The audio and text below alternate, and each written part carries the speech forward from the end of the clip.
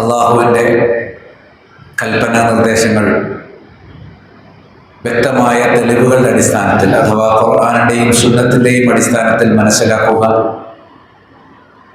ഏതൊരു തരത്തിലുള്ള അഭിപ്രായ ഭിന്നത നമ്മുടെ സമൂഹത്തിൽ കണ്ടാലും പ്രമാണങ്ങളിൽ അവലംബിക്കുക എന്നുള്ളതാണ് സത്യവിശ്വാസിയുടെ ബാധ്യത. ഇന്ന ഹാദിഹി ഉമ്മത്തുകും ഉമ്മത്തൻ വാഹിദ, തീർച്ചയായും ഈ ഒരു സമുദായം ഐക്യമുള്ള സമൂഹമാണ്, ഏക സമൂഹമാണ്. എങ്ങനെയാണ് നമുക്ക് ഐക്യമുണ്ടായത്? അന റബ്ബുക്കും, ഞാനാണ് നിങ്ങളുടെ റബ്ബ്. അപ്പം നമ്മളെല്ലാവരും സ്വീകരിക്കുന്നത് ഒരേ റബ്ബിൻ്റെ നിർദ്ദേശങ്ങളാണ്. അതിൽ നിന്ന് തെറ്റിപ്പോകുമ്പോഴേ അനൈക്യമുണ്ടാകും. ഫഅ്ബുദൂ, നിങ്ങൾ എന്നെ മാത്രം ആരാധിക്കണം. മാനവിക ഐക്യത്തിൻ്റെ അടിസ്ഥാനം റബ്ബിനെ മാത്രം ആരാധിക്കുക എന്നുള്ളതാണ്. കാനന്നാസു ഉമ്മത്തൻ വാഹിദ, ആദ്യകാല ജനത ഏകജനതയായിരുന്നു. പിന്നീട് അത് ഭിന്നിച്ചു. ആ സമയത്ത് ആ ഭിന്നതയിൽ നിന്ന് അവരെ ഐക്യത്തിലേക്ക് കൊണ്ടുവരാൻ അള്ളാഹു നബിമാരെ നിയോഗിച്ചു.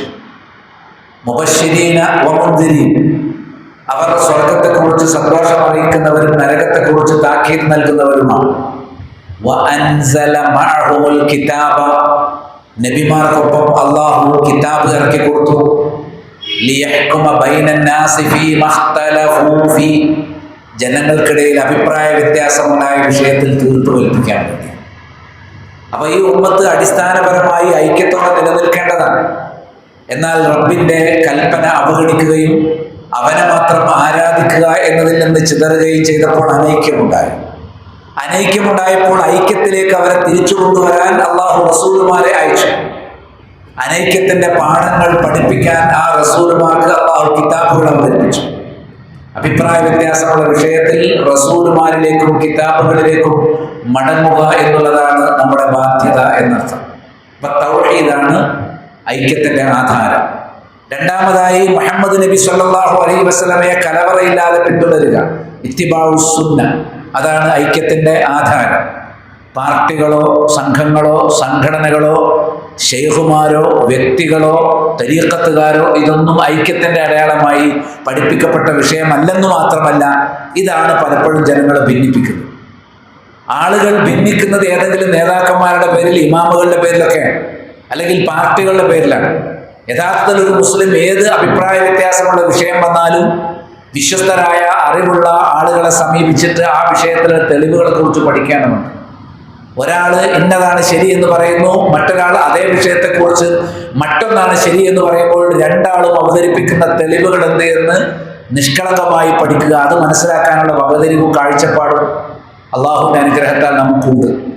സാധാരണക്കാർക്ക് മനസ്സിലാകാത്ത ഒരു ദീനല്ല അള്ളാഹു നൽകിയത്. മറിച്ച് വലഖദ് യസ്സർനൽ ഖുർആന ലിദ്ദിക്രി, ഖുർആൻ നിങ്ങൾ ചിന്തിക്കുന്നതിന് വേണ്ടി എളുപ്പമാക്കിയിട്ടുണ്ട്. ചിലത് പറയും നമുക്കൊന്നും മനസ്സിലാവില്ല, അതൊക്കെ ഉലമാക്കൾക്കേ മനസ്സിലാവുള്ളൂ, അപ്പം അവർക്ക് തന്നെ തർക്കമാണെങ്കിൽ പിന്നെ നമ്മളെന്ത് ചെയ്യാനാ എന്ന് ചോദിക്കും. അങ്ങനത്തെ ഒരവസ്ഥ അല്ല. അങ്ങനെ ആളുകൾ ആശയക്കുഴപ്പത്തിൽ തലതല്ലാനല്ല അള്ളാഹു നമ്മളെ വിട്ടത്, മറിച്ച് ശരിയായ ഐക്യത്തിൻ്റെ ആദർശത്തിലേക്ക് വരുന്നതിന് വേണ്ടിയാണ്. എന്നാൽ ഖേദകരമെന്ന് പറയട്ടെ, ഈ ഉമ്മത്തിൽ അളവില്ലാത്ത അഭിപ്രായ വ്യത്യാസങ്ങളുണ്ട്. അത് യഥാർത്ഥത്തിൽ ലോകാവസാനത്തിൻ്റെ അടയാളമാണ്. അത് മുഹമ്മദ് നബി സല്ലല്ലാഹു അലൈഹി വസല്ലമയുടെ ഒരു പ്രവചനമാണ്. അഭിപ്രായ വ്യത്യാസമുണ്ട് എന്ന് കരുതി സത്യം കണ്ടുപിടിക്കാൻ കഴിയാത്ത ഒരവസ്ഥകളും ഉണ്ടാവില്ല. അഭിപ്രായ വ്യത്യാസം ചെയ്യാവുന്ന ആളുകളെ ഇല്ലാതാക്കാൻ നമ്മൾ ശ്രമിച്ചിട്ട് കാര്യമില്ല. അമ്പിയാക്കൾക്ക് പോലും സാധിക്കാത്തത്. സ്വഹീഹ് മുസ്ലിമിൽ നബി സല്ലല്ലാഹു അലൈഹി വസല്ലമ ബനൂ മുആവിയക്കാരെ സന്ദർശിക്കാൻ വേണ്ടി ഗാലിയ എന്ന പ്രദേശത്തേക്ക് പോയ ഒരു സംഭവം വിവരിക്കുന്നു സ്വഹീഹ് മുസ്ലിം. അവിടെ അവർ 3 കാര്യങ്ങൾ നബി സല്ലല്ലാഹു അലൈഹി വസല്ലമയുടെ റബ്ബിനോട് ദുആ ചെയ്യാൻ വേണ്ടി ആവശ്യപ്പെട്ടു. ഒന്ന്, ആ നാട്ടിൽ വെള്ളപ്പൊക്കം ഉണ്ടാകാതിരിക്കാൻ. കാരണം അവിടെ മഴ പെയ്താൽ വെള്ളം ഇറങ്ങുമല്ലോ. പിന്നെ വലിയ പ്രയാസമാണ്, വെള്ളപ്പൊക്കം കൊണ്ട് പുറത്തിറങ്ങാൻ കഴിയാതെ, യാത്ര ചെയ്യാൻ കഴിയാതെ, തൊഴിലിന് പോകാൻ സാധിക്കാതെ വളരെ കഷ്ടപ്പെടും. കൃഷിയൊക്കെ നശിച്ചു പോകും, കന്നുകാലികളൊക്കെ ചത്തൊടുങ്ങിപ്പോകും. അതുകൊണ്ട് വെള്ളപ്പൊക്കം ഞങ്ങളുടെ ഈ നാട്ടിൽ ഇല്ലാതിരിക്കാൻ അങ്ങ് ദുആ ചെയ്യണം എന്ന് നബി സല്ലല്ലാഹു അലൈഹി വസല്ലം ആ നാട് സന്ദർശിച്ചപ്പോൾ നബിയുടെ ബന്ധുക്കൾ കൂടിയായ ബനൂ മുആവിയക്കാർ ആവശ്യപ്പെട്ടു. രണ്ടാമതായി അവർ പറഞ്ഞു, മറിച്ചൊരവസ്ഥയുണ്ട്. ഇവിടെ വരൾച്ച വന്നാൽ കൊടും വരൾച്ചയാണ്, ചെടികളൊക്കെ ഉണങ്ങിപ്പോകും, കന്നുകാലികൾക്ക് പാല് വറ്റിപ്പോകും, അങ്ങനെ ചത്തൊടുങ്ങും. ഞങ്ങൾ അപ്പോഴും പട്ടിണി. അപ്പം വരൾച്ച വന്നാലും ഞങ്ങൾക്ക് പ്രശ്നമാണ്, വെള്ളപ്പൊക്കം വന്നാലും പ്രശ്നമാണ്. ഇത് വരുന്ന കാലഘട്ടങ്ങളിൽ അത് രൂക്ഷമായി വരുന്ന ഒരു നാടാണ് അതുകൊണ്ട് രൂക്ഷമായ വെള്ളപ്പൊക്കമില്ലാതിരിക്കാനും വരൾച്ചയില്ലാതിരിക്കാനും അങ്ങ് റബ്ബിനോട് ദുആ ചെയ്യണം. മൂന്നാമത് അവർ പറഞ്ഞു, എന്നും അഭിപ്രായ വ്യത്യാസങ്ങളാണ് ഞങ്ങൾക്കിടയിൽ, ഗ്രൂപ്പ് ഉണ്ടാകലും തമ്മിൽ തല്ലുമാണ്. അതുകൊണ്ട് ഞങ്ങൾക്കിടയിൽ എന്താണ് ബസ് ഇല്ലാതിരിക്കാൻ, കക്ഷിത്വം ഇല്ലാതിരിക്കാൻ, വഴക്കില്ലാതിരിക്കാൻ അങ്ങ് ദുആ ചെയ്യണം, ഐക്യമുണ്ടാകാൻ ദുആ ചെയ്യണം. ഹദീസിന്റെ അടുത്ത ഭാഗം അല്ലാഹു സുബ്ഹാനഹു വ തആല ആദ്യത്തെ 2 കാര്യങ്ങൾ സ്വീകരിച്ചു. അന്ന് മുതൽ ഇന്ന് വരെ ഖിയാമത്ത് നാൾ വരെയും ബനു ഖാലിയ എന്ന പ്രദേശത്ത് ബനു മുആവിയക്കാർ താമസിച്ചിരുന്ന നാട്ടിൽ വരൾച്ച ഉണ്ടാകില്ല, അവിടെ പ്രളയമുണ്ടാകില്ല. കാരണം നബിയുടെ ദുആ അത് രണ്ടും ഉണ്ടാകരുതെന്ന് ദുആ അല്ലാഹു സ്വീകരിച്ചു. പക്ഷേ മൂന്നാമത് ഞങ്ങൾക്കിടയിൽ അല്ലാനറ, ഞങ്ങൾക്കിടയിൽ കാണാതിരിക്കണം. എന്താണ് കാണാതിരിക്കേണ്ടത്? പരസ്പരം ഞങ്ങൾക്കിടയിൽ കുഴപ്പമുണ്ടാകുന്നത്, കലഹമുണ്ടാകുന്നത്, ഭിന്നിപ്പുണ്ടാകുന്നത് ഇല്ലാതിരിക്കണം എന്ന ദുആയെ കുറിച്ച് ഹദീസിൽ കാണാം. അത് അല്ലാഹു എനിക്ക് തടഞ്ഞു. അത് എനിക്ക് അല്ലാഹു തടഞ്ഞു. അപ്പൊ പരസ്പരം കക്ഷിത്വം ഉണ്ടാകുന്നത് അല്ലാഹു തടഞ്ഞിട്ടുണ്ട്. ഇതിന്റെ അർത്ഥം അല്ലാഹു കക്ഷിത്വം ഇഷ്ടപ്പെടുന്നല്ല. അല്ലാഹു ഒരു നാട്ടിൽ കക്ഷിത്വം തരും, എന്തിന്? പരീക്ഷിക്കാൻ. കക്ഷിത്വം ഉണ്ടാകുമ്പോൾ പ്രമാണത്തിന്റെ അടിസ്ഥാനത്തിൽ നിലപാട് സ്വീകരിക്കുന്നവർ ആര്? ഇന്ന് കക്ഷികളെ നോക്കിയിട്ട് നിലപാട് ഏതാ പാർട്ടി, ആ പാർട്ടിക്ക് അനുസരിച്ച് നിലപാടെടുക്കുന്നവരാണ് മിക്ക വിഷയത്തിൽ. അതിൽ നിന്നൊന്നുകൂടി ഉയർന്നു ഓരോരുത്തരും വ്യത്യസ്തമായ നിലപാടുകൾ സ്വീകരിച്ചാൽ അതിന് അവരുടെ പക്കലുള്ള തെളിവെന്താണ് എന്ന് പഠിക്കണം. അപ്പൊ ഐക്യത്തിന്റെ ആധാരം എന്ന് പറഞ്ഞാൽ പ്രമാണങ്ങളാണ്. തറത്തു ഫീകും അംറൈൻ, 2 കാര്യങ്ങൾ ഞാൻ നിങ്ങളിൽ വിട്ടേച്ചു പോകുന്നുണ്ട്. ലൻ തദില്ലൂ മാ തമസ്സക്തും ബിഹിമാ, അത് രണ്ടും മുറുകെ പിടിച്ചാൽ ഒരിക്കലും നിങ്ങൾ ഭിന്നിക്കുകയില്ല. കിതാബുല്ലാഹി വ സുന്നതി, അത് അല്ലാഹുവിന്റെ കിതാബും എന്റെ സുന്നത്തുമാണ് എന്ന് നബി സല്ലല്ലാഹു അലൈഹി വസല്ലം പറഞ്ഞു. അതേ നബി സല്ലല്ലാഹു അലൈഹി വസല്ലം ഒരു പ്രവചനം നടത്തിയിട്ടുണ്ട്. എന്താ പറയുന്നത്? ഇന്നഹു മൻ യഅിശ് മിൻകും സയറാ ഫീഹി ഇഖ്തിലാഫൻ കസീറ. സ്വഹാബികളോട് പറയാം, ഞാൻ മരണപ്പെട്ടതിന് ശേഷവും നിങ്ങൾ ഒരുപാട് കാലം ജീവിച്ചിരുന്നാൽ ഒരുപാട് വിഷയങ്ങളിൽ അഭിപ്രായ വ്യത്യാസം കാണാൻ പറ്റും. ശരിയാണ്. നബി മരിച്ചെന്ന് പറഞ്ഞ അഭിപ്രായ വ്യത്യാസം, നബി മരിച്ചോ ഇല്ലേ എന്നല്ല അഭിപ്രായ വ്യത്യാസം. നബി മരിച്ചപ്പോൾ ചില ആളുകൾക്ക് നബി മരിച്ചു എന്നുള്ളത് ഉൾക്കൊള്ളാൻ പറ്റുന്നില്ല. ഇനി നബി സല്ലല്ലാഹു അലൈഹി വസല്ലം എവിടെ മറമാടണം? അഭിപ്രായ വ്യത്യാസമുണ്ടായി. നബി സല്ലല്ലാഹു അലൈഹി വസല്ലമയ്ക്ക് ശേഷം ആര് ഖലീഫയാകണം? അഭിപ്രായ വ്യത്യാസമുണ്ടായി. പല വിഷയത്തിലും അവിടെ ഭിന്നതകൾ ഉണ്ടായി. പക്ഷെ അവിടെയൊക്കെ പ്രമാണം കൊണ്ട് പരിഹരിച്ചു. നബി മരിച്ചോ ഇല്ലയോ? അബൂബക്കർ സിദ്ദീഖ് മെമ്പറിൽ കയറി, മനസ്സിലായില്ലേ? അദ്ദേഹം പറഞ്ഞു, ഇന്നക മയ്യിതുൻ വ ഇന്നഹും ലമയ്യിതുൻ, തീർച്ചയായും നീ മരിക്കുന്നവനാണ്. മുൻകഴിഞ്ഞു പോയ പ്രവാചകന്മാരൊക്കെ മരിച്ചവരാണ്, മരിക്കുന്നവരാണ്. അതുകൊണ്ട് താങ്കളും മരിക്കും. നബി മരിക്കുകയില്ല എന്നൊരു മുസ്ലിം വിശ്വസിക്കാൻ പാടില്ല. ഖുർആൻ ആയത്ത് ഓതി, ഇതുപോലെ നിരവധി ആയത്തുകൾ ഓതിയിട്ട് അബൂബക്കർ സിദ്ദീഖ് റളിയല്ലാഹു അൻഹു പറഞ്ഞു, ആരെങ്കിലും അല്ലാഹുവിനെയാണ് ആരാധിക്കുന്നതെങ്കിൽ അവൻ ഹയ്യുൻ ലാ യമൂത്ത്, എന്നെന്നും ജീവിച്ചിരിക്കുന്നവരും മരിക്കാത്തവരുമാണ്. മുഹമ്മദിനെയാണ് ആരാധിച്ചിരുന്നെങ്കിൽ അദ്ദേഹം മരിച്ചു പോയിട്ടുണ്ട് കേട്ടോ. ആരാ പറയുന്നത്? അബൂബക്കർ സിദ്ദീഖ് റളിയല്ലാഹു അൻഹു. ഖുർആൻ ആയത്ത് ഓതിയിട്ടാണ് പ്രശ്നം വിധിച്ചോ. ഐക്യമുണ്ടാകേണ്ട എങ്ങനെ? പ്രമാണത്തിലേക്ക് ഐക്യപ്പെടണം. പാർട്ടികളിലേക്ക് ഐക്യപ്പെടുക, ശൈഖുമാരിലേക്ക് ഐക്യപ്പെടുക എന്നുള്ളത് വന്നു കഴിഞ്ഞാൽ ഒരിക്കലും ഐക്യം ഉണ്ടാവുകയില്ല, കക്ഷിത്വം മാത്രമേ ഉണ്ടാവൂ. നേരെ മറിച്ച് ഏത് പാർട്ടിയിലും ഏത് ശൈഖിന്റെ കൂടെയാണെങ്കിലും പ്രമാണങ്ങളിലേക്ക് മടങ്ങുന്ന ഒരു നിലപാട് ആത്യന്തികമായി നമ്മൾ ശീലിച്ചിട്ടുണ്ടെങ്കിൽ ഭിന്നതയില്ലാതെ പോകാൻ സാധിക്കും. ഐക്യപ്പെടണം എന്ന് പറയുന്നത് മുസ്ലിങ്ങൾ എല്ലാവരും ഇങ്ങനെ ഐക്യത്തിൽ നിൽക്കണമെന്നല്ല. അത് നടക്കുമോ? അത് നടക്കുമെങ്കിൽ മനഅനിഹ എന്ന് പറയില്ലല്ലോ. അങ്ങനെ ഞാൻ പ്രാർത്ഥിച്ചിട്ട് തടഞ്ഞോ, എനിക്ക് നടക്കൂല എന്നല്ലേ. അപ്പൊ ഐക്യം എന്നുള്ളതിന് പലരും മനസ്സിലാക്കിയത് മുസ്ലിം സമൂഹങ്ങൾ ഒരുമിച്ച് നിൽക്കണം. മരണം വരെ ഒരുമിച്ച് നിൽക്കുന്നതിന് വലിയ ചർച്ച. ശരിക്കും മരിച്ചു കഴിഞ്ഞാലും ഒരുമിച്ച് നിൽക്കണ്ടേ? അതിനെങ്ങോട്ട് ഒരുമിക്കണം? എല്ലാവർക്കും ഒരുമിക്കാൻ പറ്റിയ ഒരു സ്ഥലമുള്ളത് ഖുർആനും സുന്നത്തും പ്രമാണങ്ങളാണ്. അതുകൊണ്ട് പ്രമാണങ്ങളിലേക്ക് ഐക്യപ്പെടണം. നബിയിലേക്കും സ്വഹാബത്തിലേക്കും ഐക്യപ്പെടണം. അൽ ജമാ, ഐക്യമുള്ള സംഘം എന്ന് പറഞ്ഞാൽ അൽ ജമാഅത്തിന് വിശദീകരിച്ചു, ഞാനും എന്റെ സ്വഹാബികളും ഇന്ന് എവിടെയാണോ ഉള്ളത് അതിനെ അവലംബിക്കുക എന്നുള്ളതാണ് ഐക്യം. ഏത് വിഷയത്തിൽ? എല്ലാ വിഷയത്തിലും. ലാ ഇലാഹ ഇല്ലല്ലാഹ് മുതൽ നിസ്കാരം അതിന്റെ രൂപം, നോമ്പ് അതിന്റെ വിശദാംശങ്ങൾ, ഹജ്ജ് അതിന്റെ വിശദാംശങ്ങൾ, സക്കാത്ത്, ഏത് വിഷയത്തിൽ ഭിന്നത വന്നാലും ഐക്യത്തിലുള്ള വഴി എന്താണ്? അള്ളാഹുവിന്റെ റസൂലിലേക്ക് മടങ്ങണം. അതാ പറഞ്ഞത്, എന്റെ കാലശേഷം നിങ്ങൾ ഒരുപാട് അഭിപ്രായ വ്യത്യാസങ്ങൾ കാണും. പരിഹാരം പറഞ്ഞു. എന്താ പരിഹാരം? ഫഅലൈക്കും, അപ്പോൾ നിങ്ങൾക്കൊരു ചുമതലയുണ്ട്. ഏതെങ്കിലും ശൈഖിന്റെ വാല് പിടിച്ചു തൂങ്ങണം എന്നല്ല, ഏതെങ്കിലും പാർട്ടിയുടെ നേതാവിന്റെ നിർദ്ദേശങ്ങൾക്ക് കാത്തിരിക്കണം എന്നല്ല. ഭരണാധികാരിയെ തഖ്ലീദ് ചെയ്യണം എന്നല്ല. നബി പറഞ്ഞ നിർദ്ദേശം എന്താ? ഫഅലൈക്കും ബിമാ അറഫ്തും മിൻ സുന്നതി, എന്റെ സുന്നത്തിനെ പഠിച്ചു മനസ്സിലാക്കി മുറുകെ പിടിക്കണം. ബിമാ അറഫ്തും, നിങ്ങൾ മനസ്സിലാക്കിയത്, മിൻ സുന്നതി, എന്റെ സുന്നത്തിൽ നിന്ന്, വസുന്നത്തിൽ ഖുലഫാ, സ്വഹാബികളുടെ ചര്യ, എന്റെ പിന്മുറക്കാരുടെ ചര്യ നിങ്ങൾ മുറുകെ പിടിക്കണം. അപ്പൊ ഐക്യത്തിന്റെ മാർഗം എന്താണ്? നബിചര്യ പഠിക്കുക, അത് മുറുകെ പിടിക്കുക. സ്വഹാബത്തിന്റെ ചര്യ പഠിക്കുക, അത് മുറുകെ പിടിക്കുക. നബിചര്യയും സ്വഹാബത്തിന്റെ ചര്യയും ഒരിക്കലും വൈരുദ്ധ്യമാവുകയില്ല. ഫഅലൈക്കും ബിസുന്നതി വസുന്നത്തിൽ ഖുലഫാ. മറ്റൊരു റിപ്പോർട്ടിൽ അവിടെ ബിമാ അറഫ്തുന്നില്ല, എന്റെ ചര്യയും ഖുലഫാഇന്റെ ചര്യയും മുറുകെ പിടിക്കണം. ആരാണ് ഖുലഫാ? നബിയുടെ പിന്മുറക്കാർ, ആദ്യം 4 ഖലീഫമാർ, അത് കഴിഞ്ഞാൽ എല്ലാ സ്വഹാബികളും ഖുലഫാ ആണ്. അവരാരാണ്?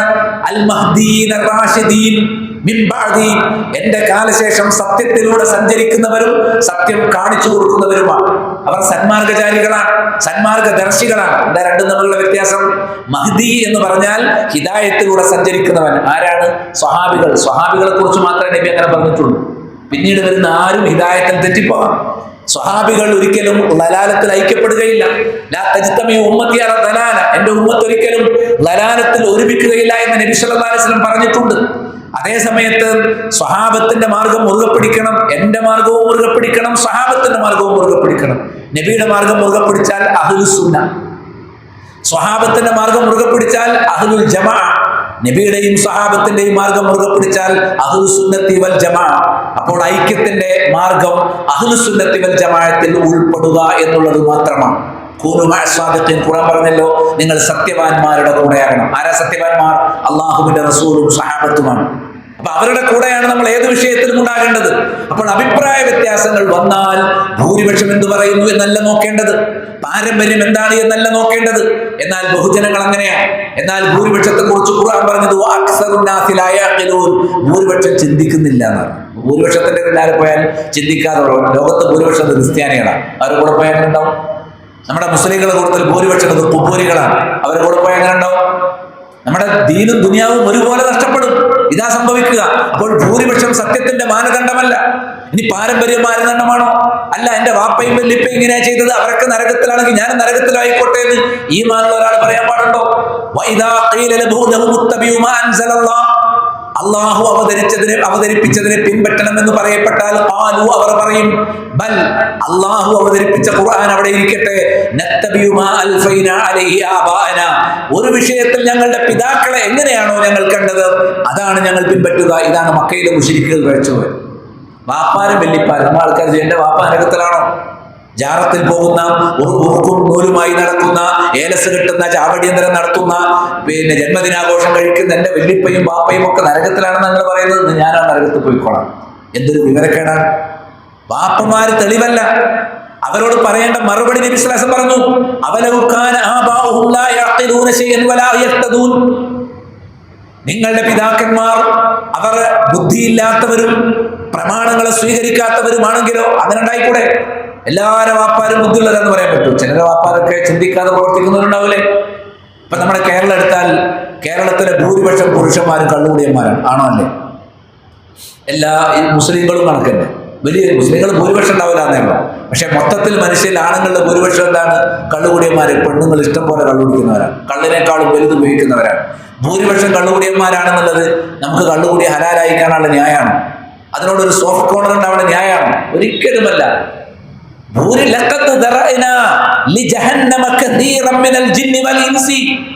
നരകത്തിന് വേണ്ടി നാം സൃഷ്ടിച്ചു വച്ചിരിക്കുന്നത് ഭൂരിപക്ഷം വരുന്ന ജിന്നുകളെയും ഇൻസുകളെയുമാണ്. ഹദീസുകൾ നോക്കിയാൽ 999 ആളുകളെ അള്ളാഹു നരകത്തിന് വേണ്ടി സൃഷ്ടിച്ചപ്പോൾ ഒരാളെയാണ് സ്വർഗത്തിന് വേണ്ടി സൃഷ്ടിച്ചതിനാണ്. അള്ളാഹു കാത്തു രക്ഷിക്കട്ടെ. ആ സ്വർഗത്തിലുള്ള കൂട്ടത്തിൽ ഉൾപ്പെടാനുള്ള വഴി അള്ളാഹു സംശയമില്ലാത്ത വിധത്തിൽ തുറന്നു തന്നിട്ടില്ലെങ്കിൽ നമുക്ക് അള്ളാഹിനെ കുറ്റം പറയാം. പക്ഷെ അള്ളാഹു വഴി തുറന്നു.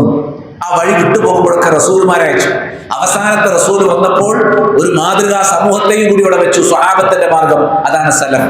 സലഫിന്റെ മാർഗം അവലംബിച്ചാൽ ഏത് ആശയക്കുഴപ്പത്തിലും കരകയറാൻ കഴിയും. എന്നാൽ നബി സല്ലല്ലാഹു അലൈഹി വസല്ലം മറ്റൊരു പ്രവചനം കൂടി നടത്തി. സതഫ്തരിഖു ഉമ്മത്തി അലാ 73 മില്ല, എന്റെ ഉമ്മത്തി 73 കക്ഷികളായി പിരിയും. വേറെ ചില റിപ്പോർട്ടിലുള്ളത് 13 റിപ്പോർട്ടുകളിൽ ഈ വിഷയം വന്നിട്ടുണ്ട്. വ്യത്യസ്ത സ്വഹാബികൾ. അപ്പൊ നിരവധി സ്വഹാബികളിലൂടെ 13 റിപ്പോർട്ടുകളിലായി ചില പദവ്യത്യാസങ്ങളോടുകൂടി ഒരേ വിഷയം പഠിപ്പിക്കപ്പെട്ടിട്ടുണ്ട്. എന്താണ്? എന്റെ ഉമ്മത്ത് 73 വിഭാഗമായി പിരിയും. മറ്റേ ചില റിപ്പോർട്ടുകളൊക്കെ ഇഫ്തറഖത്തിൽ യഹൂദു അലാ 71 മില്ല വഫ്തറഖത്തിൻ നസ്വാറ അലാ 72 മില്ല. യഹൂദികൾ 71 കക്ഷികളായി പിരിഞ്ഞു. അതിലൊരു വിഭാഗം സ്വർഗത്തിലേക്ക് പോയവരായിരുന്നു. ക്രിസ്ത്യാനികൾ 72 കക്ഷികളായി പിരിഞ്ഞു. അവരിൽ ഒരു വിഭാഗം സ്വർഗത്തിലേക്ക് പോയി. 71 ക്രിസ്ത്യാനികളുടെ സ്വഭാവത്തിൽ തന്നെയായി. എന്നിട്ട് എന്റെ ഉമ്മത്തിന് കക്ഷിത്തം ഉണ്ടാകൂല എന്നല്ല നബി പറഞ്ഞു. എന്റെ ഉമ്മത്തിൽ ഐക്യം റഹ്മത്താകുന്നു എന്നല്ല. അങ്ങനെയൊക്കെ നാട്ടിൽ കേൾക്കാം. അതൊക്കെ വ്യാജവാക്യങ്ങളാണ്, ഹദീസ് പോലുമല്ല. ഏതോ ഒരുത്തം പിൽക്കാലത്ത് പറഞ്ഞ വാക്കാണ്. എന്റെ ഉമ്മത്തിന്റെ ഭിന്നത എന്താണ്? റഹ്മത്താണ്. ഭിന്നത ഒരിക്കലും റഹ്മത്തല്ല. നമ്മൾ പ്രമാണങ്ങളിലേക്ക് ഐക്യപ്പെട്ടൂടെ, അങ്ങോട്ട് ഐക്യപ്പെടാൻ പറ്റുള്ളൂ. ഏതുപോലെ സഫ് നിൽക്കുന്നവരെ നമ്മൾ സഫ് നിൽക്കേണ്ട എങ്ങനെ? ഇമാമിന്റെ 2 വശത്തും ആയിരിക്കണം. നിസ്കാരം തുടങ്ങിയതിന് ശേഷം പിന്നെ വലതുഭാഗത്ത് മുന്തിക്കുന്നതിന് കുഴപ്പമില്ല. നിസ്കാരം തുടങ്ങുമ്പോൾ അങ്ങനെയല്ല. നിസ്കാരത്തിന് ഇമാമ നിന്ന് കഴിഞ്ഞാൽ ഇമാമിന്റെ വലതുവശത്ത് ആദ്യത്തെ ആൾ നിൽക്കണം, ഇടതുവശത്ത് രണ്ടാമത്തെ ആൾ നിൽക്കണം, പിന്നെ വലതുവശം, പിന്നെ ഇടതുവശം. അപ്പൊ ഐക്യപ്പെടൽ എങ്ങോട്ടാ? ഇമാമിലേക്കാണ്. എളുപ്പമാണ്. സഫ് അങ്ങനെ നിൽക്കേണ്ട സംശയമല്ല. നമ്മൾ ഇമാമിനെ നോക്കിയാൽ മതി. ഇമാമിന്റെ ഭാഗത്ത് എങ്ങനെ, എന്നിട്ട് ആ വലതു ഭാഗം അവിടെ ആളുന്ന അടുത്ത ഇപ്പുറം, അങ്ങനെ നിൽക്കണം. നിസ്കാരം തുടങ്ങിയാൽ പിന്നെ സൗകര്യം പോലെ അവിടെ വേണമെങ്കിൽ നിൽക്കാം. നിസ്കാരത്തിൽ ആദ്യം സഫ് നിൽക്കണം. അങ്ങനെയല്ല. ആദ്യം തന്നെ എല്ലാവരും വലതുഭാഗത്ത് കൂടുതൽ കൂടിയും കിട്ടില്ല. ആദ്യം വലത്ത്, പിന്നെ അടുത്ത്, വലത്ത്, അടുത്ത്. ഇതുപോലെ നമ്മൾ ഐക്യപ്പെടേണ്ടത് എപ്പോഴും എങ്ങോട്ടാണ്? കക്ഷികളിലേക്കോ സംഘങ്ങളിലേക്കോ വഴിയിൽ നിൽക്കുന്നവരിടത്തേക്കോ അല്ല ഐക്യപ്പെടേണ്ടത്. എൻ്റെ പ്രസിഡന്റ് നിൽക്കുന്നത് ഇടത്തെ ഭാഗത്താണ്, ഞാൻ അതിൻ്റെ വേഗം പോയി നിൽക്കട്ടെ, അങ്ങനല്ല. നേരെ മറിച്ചിട്ട് നബി എങ്ങനെയാ പഠിപ്പിച്ചത്? ഇമാമിലേക്ക് നിൽക്കാൻ, അങ്ങോട്ടാണ് നോക്കേണ്ടത്. നമ്മുടെ ഇമാം ഖുർആനാണ്, സുന്നത്താണ്. അൽ ഖുർആൻ ഇമാമി, ഖുർആനാണ് എന്റെ ഇമാം എന്ന് നബി സ്വല്ലല്ലാഹു അലൈഹി വസല്ലം പഠിപ്പിച്ചു. അപ്പൊ അങ്ങോട്ട് മടങ്ങുക എന്നതാണ് ഏത് വിഷയത്തിലും. ഇസ്തിഗാസയാണെങ്കിലും, അതേപോലെ തന്നെ ജന്മദിനാഘോഷമാണെങ്കിലും, ചാവടിയന്തരമാണെങ്കിലും, ഏത് വിഷയം എടുത്താലും ചെറുതും വലുതുമായ എല്ലാ വിഷയങ്ങളിലും നെഞ്ചത്താണ് കൈകെട്ടേണ്ടത്, വയറ്റിലാണ് കൈകെട്ടേണ്ടത്, അതോ കൈ തൂക്കിയിടാണോ വേണ്ടത്? എല്ലാറ്റിലും നമ്മളുടെ പ്രമാണം എങ്ങോട്ട് തന്നെയാണ്. ഐക്യത്തിന്റെ വഴി എന്താണ്? എന്നാൽ അഭിപ്രായ ഭിന്നതയുണ്ടാകും. യഹൂദികൾ 71 പിരിഞ്ഞു, ക്രിസ്ത്യാനികൾ 72 പിരിഞ്ഞു. എന്റെ ഉമ്മത്ത് 73 പിരിഞ്ഞു. അതെന്തിനാ? പരീക്ഷണം. അതൊരു പരീക്ഷണമാണ്. അല്ലാഹു സുബ്ഹാനഹു വ തആല അങ്ങനെയാണ് മനുഷ്യനെ പടച്ചിരിക്കുന്നത്, പരീക്ഷണം എന്ന നിലക്കാണ്. ലിയബ്ലുവക്കും അയ്യുക്കും അഹ്സനു അമല, നിങ്ങളിൽ ആരാണ് ഏറ്റവും മികച്ച അമൽ? ഏതെങ്കിലും ഒരു അമൽ ചെയ്താൽ പോരാ, ഉള്ളതിൽ ഏറ്റവും മികച്ചത് അത് പഠിക്കണം. പഠിക്കുക എന്നുള്ളതാണ്. വാശി ഒഴിവാക്കി വിശാലതയുള്ള ഹൃദയം. നമ്മൾ ഇതുവരെ ശീലിച്ചതിനെതിരെ ആരെങ്കിലും എന്തെങ്കിലും ഒന്ന് പറഞ്ഞു കേട്ടാൽ അപ്പം നെഞ്ചത്ത് കൊള്ളാൻ തുടങ്ങും.